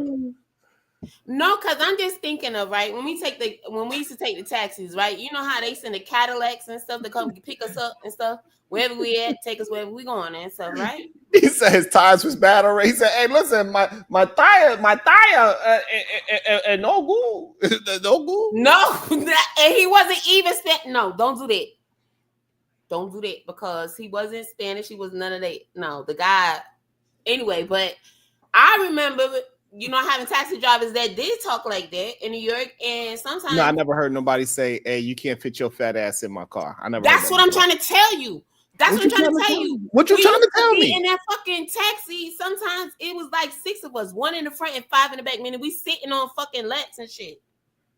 Yeah, but that's all. Hold on, wait a minute. All those people in the back. Come on now, you ain't telling me shit. That's all I'm telling you, son. So that's because it was all it was equally distributed. No, everybody's gonna. But if it's just on one side, it's like the cartoon ain't go. And now he just got one side of the. No, because you could easily sit in the middle. Nobody's sitting back. Not the Flintstone car. Yes. No. And that John Jeslina. Everybody in Detroit thought he had a goddamn Honda on hydraulics. No, but what I'm saying is, so would the better car be that Happy? He's gonna look like he was driving on 3 wheels, like he was in the Snoop Dogg video. Listen, you had a Lincoln Town car or the freaking Cadillac, whatever it's called, right? Those were the taxis, right? So what I'm saying is, are those better? Those would be better cars, right? Because they could carry all the weight, or no? Yeah, well, because that's those the thing. Those Lyft are real and manly Uber cars. will let you pick the size, right? So they have the XL. And so if you know that you 500-600 pounds, then you know you need to order the XL. So they can, Diva. you know what? Diva, that's what Diva, hold on, Diva. Do you actually believe? Hold on, Happy. Hold on. Do you actually believe that her big ass will be able to climb up in a XL vehicle? Yes, she has. What did she need but to anyway, say? she didn't order one that day, but the driver told her to. Oh, you know what? Her big ass ain't gonna be able to climb up in that mother. She ain't gonna be able to climb up there. Ain't no way. Yeah, I'll put something in the back you can pull up so you can really see, so you can get a visualization of how big she actually is. He done seen her before. He know all about this. That's why he's trolling Happy. I couldn't avoid that shit if I tried. Anybody was talking about her big ass. I never even heard her rap before, but I right. I never heard her rap, but I seen her ass. Did y'all know weight is a protected class in Michigan? Yes. Fucking crazy. The only state. You said what is a protected class? Weight. You can't discriminate against fat people. What you mean? That's you what can't she's suing. discriminate against fat people. So that car got to take her. He can't discriminate against her. So you mean to tell me she go to the slide park and they have a weight limit on the slide park? She said, and then PH Diva slide her little sexy ass down there with her in shape self, and then the big girl will come out. Oh, I'll show you how a bitch go down the slide. Yo, hold on. That no. The rules of private. No, stop. What's wrong with you?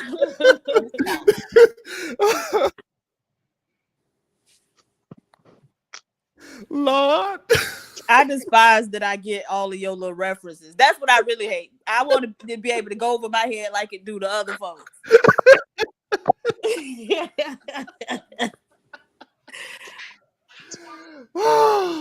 Now I see why Monique used to talk about skinny people are evil. What?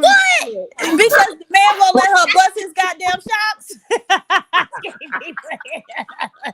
But you know, it is an interesting conversation because this black woman content creator, I think she was on TikTok. Anyways, she like started a conversation amongst black women that apparently had a lot of people in their field. So basically, she is a very thin black woman, and she was saying that she enjoys being a thin black woman. She likes being consistent with the beauty standard, and you know what I'm saying. And you know, some black women went ape shit because, for us, being curvier is deemed more feminine, better, whatever. So to have a black woman saying, no, I like being one of the skinny girls, and actually, it was a lot of conversation. It was interesting. Maybe you should say you think we can have a good conversation about it over here, or before she started her channel, correct? I think we probably could. All right, yeah, send it to me. Let's see if we Okay, can I'm break gonna it send down. Yeah. Okay, but PhD, but she wasn't a known Also, celebrity and or I was anything going before to she say did that that, I was right? going to. No. Okay, cool. So then that's all that is. Because they don't say none of that to all these celebrities, do they? No. Of course they don't. I don't know when people, turned unhuman, What do you mean? I mean, basically, a lot of people are just like the Walking Dead. I mean, they're not using their brains, so what the hell are they doing? You feel me? Hey, listen, I try to do my part. I try to tell people to go and take their walk. They don't want to listen. They running Is out that of a hit dog out here, PhD? So what? Huh? I was gonna say what happened. And no, I was gonna tolerance. and I was gonna say that I was God damn it.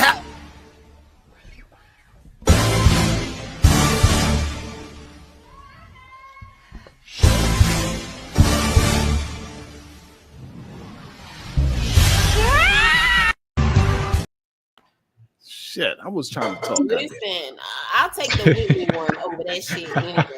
Absolutely not. Get my track right, Sharon, next time. All right, I'll make sure I get your track right for you, Happy. Happy, you have any final thoughts? We're about to hit the 3 hour mark. Happy? You're on mute, by the way, Happy. Happy?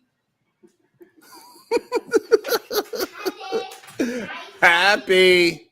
I know you hear me, Happy.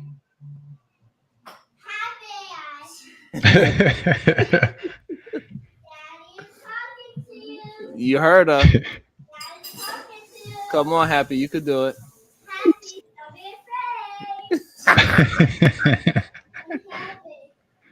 You're also not a kid. Mm. And you are grown up. I don't think Happy. I don't think she meant to turn her camera on.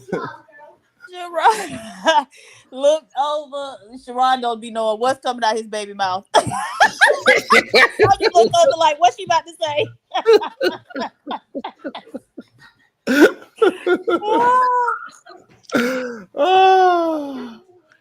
Oh man. Go ahead, Diva. Oh, okay. Ariel CH member for 9 months. There's human and then there's delusional. Happy, laugh out loud. that girl knows she was too big for that car. Absolutely. Yeah, she was definitely way too big for that car. 100%. Let me see if this one works. Happy, you good now? Let me see. You came back. Happy? Go ahead. Yeah. Try it again, Happy?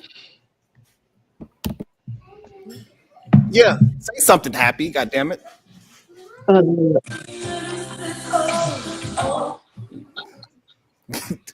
Diva about to start jamming. Happy and afraid to talk.